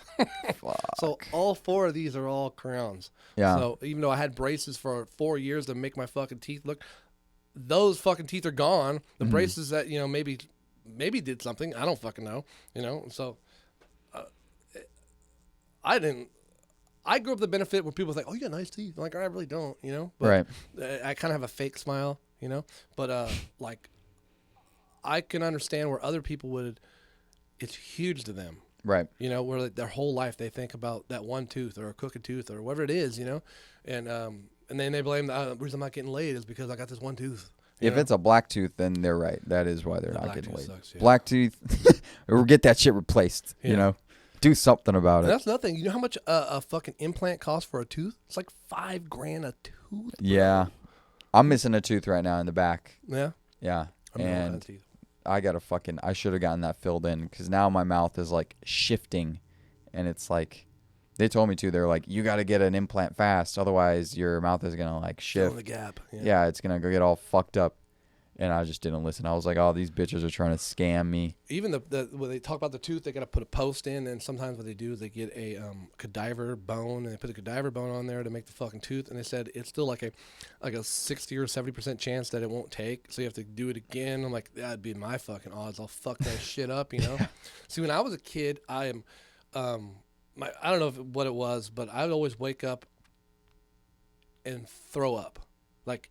From like 10 Morning sickness. You were pregnant, bro. From like 10 to 30, bro. Like every morning I would wake up, and sometime in the first 2 hours of the day, I'm going to throw up. And my stomach would be so upset. It doesn't matter if I eat or whatever I did. I would just wake up, and at one point, I'm completely nauseated. I'm going to throw up. I throw up, and then I feel great. But because of that, the constant throwing up Fucked your teeth up. fucked the enamel of my teeth up. Yeah. So I have like zero. My fucking teeth have always been fucked. And You're like a bulimic girl. yeah, exactly, 100%. So like cavities, and that's why any kind of teeth problems that I have is just due to that. I like candy and stuff, but I take care of myself. I keep meth down to a little bit of use. I'm joking. I use it all the time. No, I'm joking. Don't use it at all. But anyways, that's another thing when I get to the dentist. Before they give you a shot, they give you that pre-numbing cream. Right? Yeah. That motherfucking assholes. Novocaine. So they put that shit on. It tastes like bananas. So I grew up. I hate fucking bananas. Yeah. They should have made it taste like tobacco and cocaine, and I wouldn't like that stuff. But no, I hate bananas. But hey, anybody got any? I'm joking. I don't do that either. But this is fucking dental work, bro. Dude, I've had like horror stories with the dentist, and it turned me off from like ever wanting to go back. I had like Indian dentists, so they were doing like half-ass shit. If you ever gonna get surgery or like gonna get some real work done, make sure your doctor is like a white guy or something. Don't get no foreigner, no Indian. Get a compassionate person. Yes, because an Indian, they're most likely from India, from the fucking slums, surrounded by death all the time. They're like, that's like an everyday thing for them. Well, he did make it. Yeah, they don't give a fuck. It was a cavity. Well, It's like a job for them, dude. It's just like, oh, I'm getting paid, yeah. Either way, I'm getting paid. And it's like, their head's not in it for what you would expect a doctor to be in it for. Like, they're not there to help you. They're just there because their parents wanted them to be a doctor and make a bunch of money. Yeah. They're only there to drive the fucking Mercedes, you know? They're for the job. You need to do this job. Yeah. Yeah. My kids now have an orthodontist that I hate. All 3 of my kids went there. I won't say exact name, but if you know where we're at, it is right fucking over there. Okay? Okay? So right where we're at, asshole douchebag, terrible fucking orthodontist. Okay? So that's the direction I'm looking at. But I had 2 boys on the thing. They're totally dumb. The financial people are totally it. So there's an online place where we pay to go pay for my kids. Mm-hmm.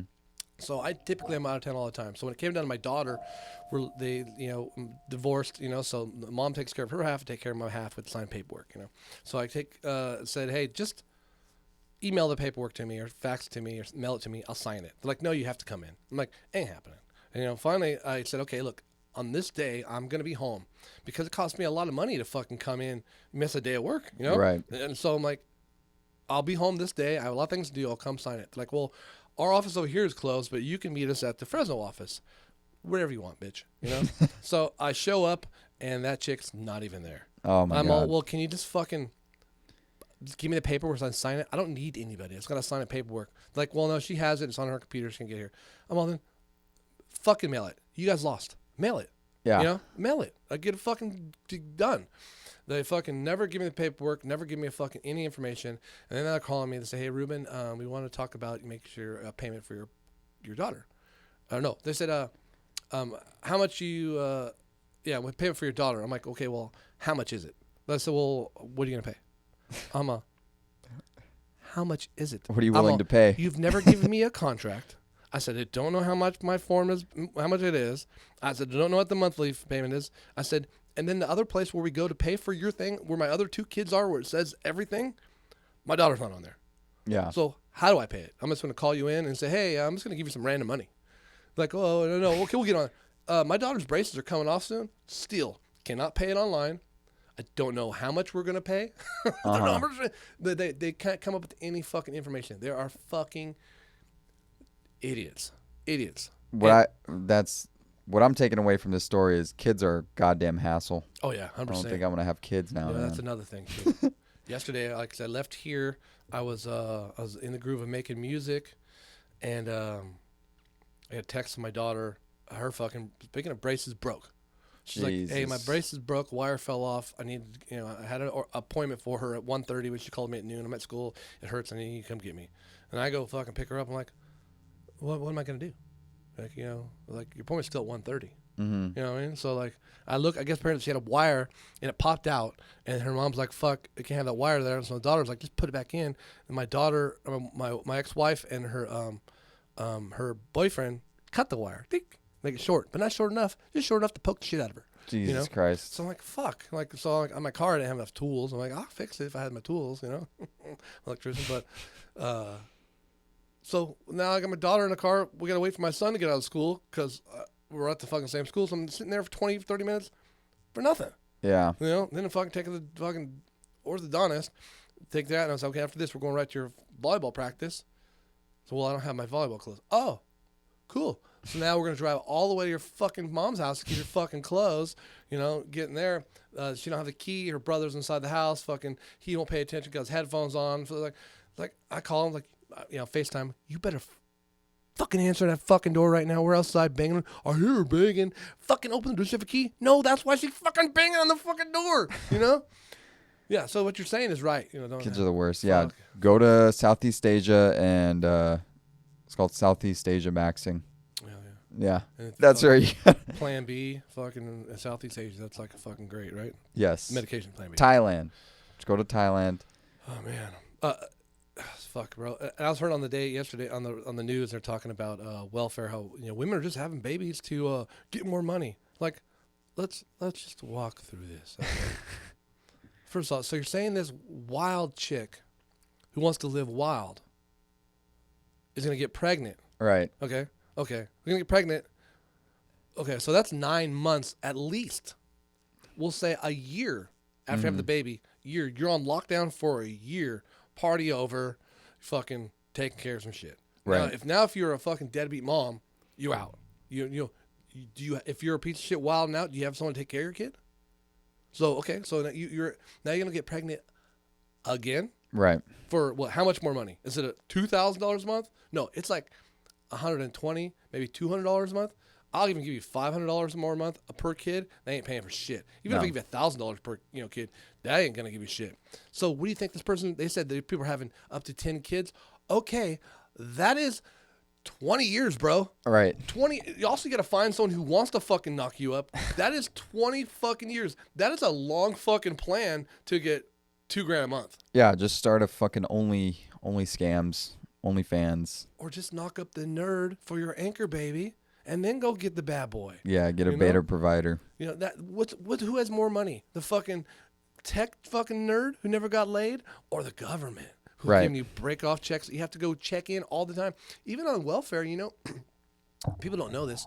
I think you're only in America. In California, you're only allowed to collect it for 60 months. Really? Your life. So they're saying, because it's not a life thing. I don't think there's a single state that says, hey, lifer. You know, we're the most liberal state there is. So you think Florida's giving you fucking Texas? You know, no. Right. Maybe Oregon, maybe Alaska gives you fucking universal health, universal income. But that's the dumbest thing I ever heard anybody say. Like, that's a long-term plan of having babies and stay home and make. There's no money in that. Plus, babies suck. You know? Babies are a lot of goddamn work. Yeah. And if it dies, you're fucked. Fuck. There goes your money, right? Yeah. There's no Social Security money for that baby dying. And plus, no one wants to knock you up either because you're a fucking curse. Yeah. I take that back. Yeah, I don't think it's hard to find people to knock up chicks because, people are raw dogging all over the place. Yeah. But there's no money in it. And then the funny thing is also... Yeah, the money thing, that's a stretch. It's so easy to demonize the women on that. Right. But there's no, any kind of conversation, there's no men involved in any of it. So instead of saying, fuck these welfare queens, why don't we start punishing fucking, load-dropping dudes that don't take care of their fucking babies? Welfare kings. Welfare kings. What about the welfare kings? They would be welfare makers. Like, they are making the welfare. Right. If it wasn't for him dropping the load, there would be no person collecting the welfare. Right. Hypothetically. My dad was talking about, he gets pissed off sometimes. He's like, they should just be giving people medicine and then until they could prove themselves to have a kid, then they'll stop giving them the meds. And I'm like, that's a little too fucked up. That's a little too far. Yeah, there's many people out there, well, they shouldn't have babies. Like, that's it. The constant straight line of thinking. Well, these people shouldn't have babies. You're like, yeah, let's take away their personal freedom. Right. Let's take away as much freedom as possible. Let's give them fucking surgery. Yeah. Cut their nuts open. And that's like the homeless thing. It's kind of funny. Like, there has to be a small percentage of people who say, look, man, it's America. This is freedom. I pay no bills. I live where the fuck I want to do. And I was listening to Ray. They're like, we can't go just round them up. We can't take their stuff. We can't make them do things. Like, wait, 15 minutes ago, you're talking about freedom and how the government's taking freedom. Now you're saying this government just round up people who are the most free in the world and fucking put them in prisons. Most of the time it's by choice because there's plenty of shelters, but the shelter won't let you do drugs. No drugs. It won't let you bring over any strange pussy. Yeah, you can't. Strange homeless pussy. Like, get off Tinder, bro. Homeless Tinder. That's I'd like to invest in that. A homeless version of Tinder. We call it Bender. Bender. Get to find a nice homeless guy to hang out with for a while, Fuck. That'd be a good deal, huh? Why don't people sponsor homeless people? That wouldn't be a good idea at all. Let's take that back. It'd be bum fights all over again. You remember bum fights? Yeah, which is crazy, Like, someone came up with the idea. Genius. Also, fucking worst humanitarian idea ever. Like, yeah. I'm going to get these fucking people who have no idea what to do and make their life a little worse. Yeah. For a few bucks. Yeah. Give them a few bucks. Yeah. If you get talk about dental problems, you get fucked up dental problems and you're homeless, dude, tooth pain, is no. At work, I was saying before, people have excuses for not showing up or doing things. Right. People have excuses. The two things that I just say, take care of it. Don't come to work. Man, I have a tooth pain. Oh, no problem. Tooth pain? I get it. That's the worst fucking pain ever. It is. It Diarrhea? sucks. Stay home. Diarrhea. I get it. You can hold it in. Well, if you're going to be at the porta potty all day, fucking just go home. Right. And also, if you got shit pants and you shit your pants, that's not good. I've seen people do that too. That happened to me once at work. Oh man. I actually shit my goddamn pants. And what did I do with the underwear? No wheezing the juice. Right. It was watery too. Oh yeah. Yeah, it always is. I think I had to tough out the rest of the day with no underwear. Man, that's raw dogging right there. That's Fucking yeah. Commando. Man, if you're not circumcised, the problem with not wearing undies like I used to do when I was a kid, your fucking skin can get caught in the zipper. Oh yeah, fucking pork and beans. Yes. Yeah, not good. No. I didn't have my foreskin get caught, but I had like my shaft, the top of my shaft Yeah, get it's caught a in the little zipper bit. one time. Yeah, the only one way to get it out. Go back. It pinched it. It didn't get caught in it. Oh, It just pinched it. scared So you. I got lucky, but fuck that. Pretty much, I learned my lesson from that. I'd never put on jeans without boxers after that ever again. The more that you know. Foreskin. Watch it out for the zipper. You know, that's what underwear is for. That's like the last reason that a doctor would tell you, like, oh yeah, you should circumcise your baby. It's like, oh, it's more hygienic. It's this, and that. They'll never say, oh, his dick skin won't get caught in zippers. Yeah. So it's like, that's not even mentioned. But that would be a good reason. Yeah, top 10. Yeah. Yeah. No, but still no reason to fucking permanently cut up your dick. Fuck snuffleupagus. We're talking about dicks again, dude. Yeah, I promised myself I wouldn't do it. yeah, that's what you came here for, huh? The whole time you're like, don't talk about dicks, don't talk about Don't dicks. talk about dicks. Don't talk about dicks. It's funny. It's like when I go to at work with the porta potties. I don't know what it is. You know, like why do guys draw so many dick pictures? Like the porta potty. There's two things you're guaranteed. You go to the porta potty, you're gonna see. Well, three things now. But one is you're gonna see lots of dicks, like huge dicks, all kinds of dick drawings. Pubic hair. I thought people were shaving from that, but the pubic hair drawn in. The other thing is racist shit. You know, Swastikas. yeah, and the fucking dumbest thing. The dick thing is crazy. You know, like what is your problem? But one time I saw a guy draw a dick, like they're always sideways dicks, right? But one time someone drew a dick like facing you. Holy shit. I know. I'm like, where did you see that? Like that's art. I wouldn't even know how to draw a dick facing me. I've never seen a dick facing me. I've only seen them sideways, you know, because that's where the camera angle would be. Yeah. You know, and they're never doing POV girl version, you know what I mean? So I've never seen a dick, the coming at you dick. So that guy, I'm like, I get what you're trying to say. That's some respect right there. He's a gay guy. Yeah, you know, you've seen it. I get it. You know, You see so that's a lot of trippy. those. That you see a lot of you know, political stuff, which is fucking stupid. I'm like, you guys are, especially where I'm like, look, you guys are on a union job site. You're in San Jose. Everything your whole life is based on democratic, fucking tech liberal policies. Your whole life, you're born and raised in this Silicon Valley fucking left wing fucking town, Right. and you guys are all benefit because you're a union worker. Don't ride on the porta potty that. You know what I mean? The coolest thing I ever saw in a porta potty was when our neighborhood was being built in my old neighborhood. When me and my buddy would walk home from our bus stop, this porta potty had a naked girl drawing, and it was a pretty good photo, like pretty accurate cartoon. Hell yeah. And we would just open up the porta potty door and just stare at the naked girl drawing. And looking back, I'm thinking some Pre-black box. yes, one of the Mexican workers probably put that there, and they're probably beating it to that like every time they went in there. Yeah. And so it's like now I think back, I'm like, fuck, that's gross. We were probably like stepping over jizz and stuff. Looking crazy. The thing I think is funny is when I I see the racist stuff when they make comments towards black people, they'll drop the N-word or something like that.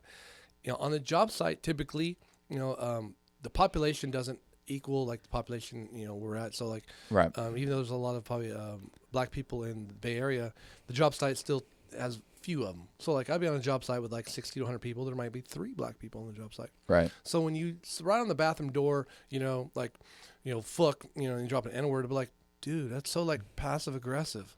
Just say you don't like Mike. Mike is right fucking there. You don't have to be racist about it. Mike, somebody doesn't like you, Mike. Like, don't fucking be a dick about it. Just say you don't like Mike. Literally, there's 3 guys. Fuck you, Mike. Yeah, just be fucking direct. Right. You know, I guarantee all 3 of them are in the same. The fucking thing that makes me mad, I say this, want to hear my racism? This is my racism. It comes out all the time. I grew up loving rap music. Like, I was in the newspaper when I was 15 for rap music. I wanted to be rap music. When I was going to high school, I was going to dress like Jodeci until I realized it would look fucking stupid on me because I was a skinny little white kid, you know? But I was down to wear my boots. I was going to tuck my boots in, my pants in my Timberlands. I was ready. Like, you know, I was done for it. Sports, you know, Jordan, I love sports. I love everything culturally. But when I go on the job site and I see somebody, I'm like, hey, man, black guy, what are you into? He's like, well, I do a little bit of fishing. I'm like, yeah. You watch basketball? Not really. Fuck, bro. Like you know who Roddy Ricch is, the rapper? Like, we don't like rap music. I'm like, fuck. You know, like. I used to wear a lot of Echo back in the day. Oh, hell that was yeah. my thing. That was the closest I got to black culture. Black culture. Listening to 50 Cent and wearing Mark Echo, who's a super white guy. Yeah, well, it is, yeah. You should wear FUBU. For us, by us. Dude, that was way out of my wheelhouse. Yeah, because it wasn't by you. Hell no. For you. I didn't really wear any kind of like anything culturally. I guess would be more urban. I say culturally urban. You know, I was. You were wearing custom stitched up stuff. Yeah, my mom made it. It was fucking Mexico stuff. But like I was in high school though, I was into like rap music and stuff. So like, you know, I was trying to dress me a little dancer-esque. You know, like people would dress like more like Zeke Cavaricci's and shit. That's for all the kid people. It was almost like preppy MC Hammer. Okay. That's basically what everybody's dressing like. That was the shit, you know. So I did that for like a year until I realized, you know, I'm too poor to do any of this. You know, I could do it for 1 week, but after that 1 week, I have to put that same week's worth of outfits on again. Yeah. You know, and the pants match the shirts only. I couldn't wear that one outfit once a week for a year. Right. The same outfit. Button's going to break. People are going to be like, duh. I'm going to look like an idiot. Like, oh, obviously this dude has 4 outfits. And I realized after that, I'm like, I have to buy 4 pairs of normal colored pants that work with every shirt and buy nothing but white shirts so they never know. Never know. I had a good rotation because we would only shop at Macy's, and my mom would return my old shit with the tags of my new shit. Oh, you guys are smart. We're fucking scammers is more man. like it. Should have done that shit. Yeah, dude, we scammed Macy's for years, and we're probably the reason why they're going bankrupt now. Man, I would always make I try to deter my kids from doing this. So like my parents weren't rich, you know, I say broke. Like we had shit, but we didn't have good shit. Yeah, you know, so like this is all you got. But the lights were on, and then we had a black box, and then that was mainly it.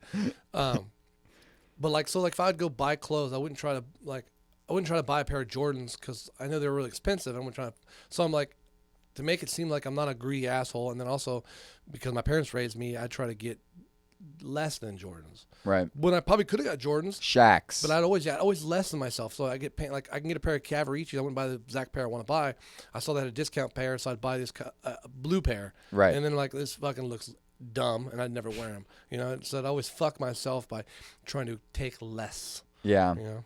My mom worked at Payless, so I had the hookup on all the fucking Ponies. cheap knockoff shoes. Yeah, the Shaqs.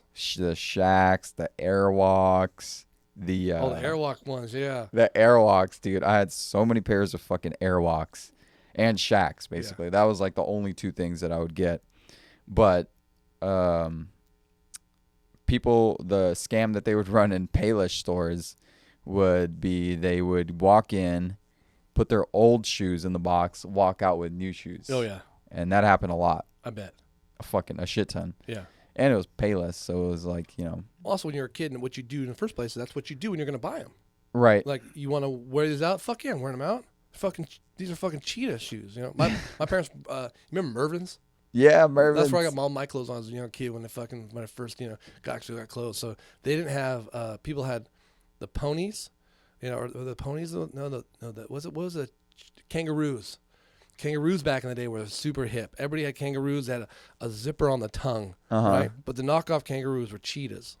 And then I thought of the day, I'm like, shit, why want to be a fucking kangaroo in the first place? At the zoo, I was a fucking lion. Right. So now I'm stepping up on fucking cheetah. Yeah. You know? Like, fuck your kangaroos. I got cheetahs, and I'm out there like, who's going to beat me? I didn't know about poor or rich. I just knew that I shop at Mervyn's. Yeah. And I wore cheetah clothes, cheetah pants, cheetah.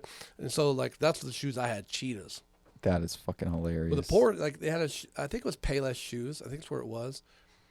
But they had shoes called ponies, and they're white. They look like almost like a referee would wear, white cleats. So not really cleats. They're white. They look kind of like cleats, like white shoes, but the bottoms were just a bunch of little knobbies. Mm-hmm. You know, not like the whole thing was full of knobbies. So you can wear them on. It was almost like they were artificial turf cleats. So that's the shoes that we get because I can wear them every day and I can wear them to football. Killing two birds with one stone. Yeah. Speaking of, we're at noon, bro. Getting you late. Shit. That was fucking.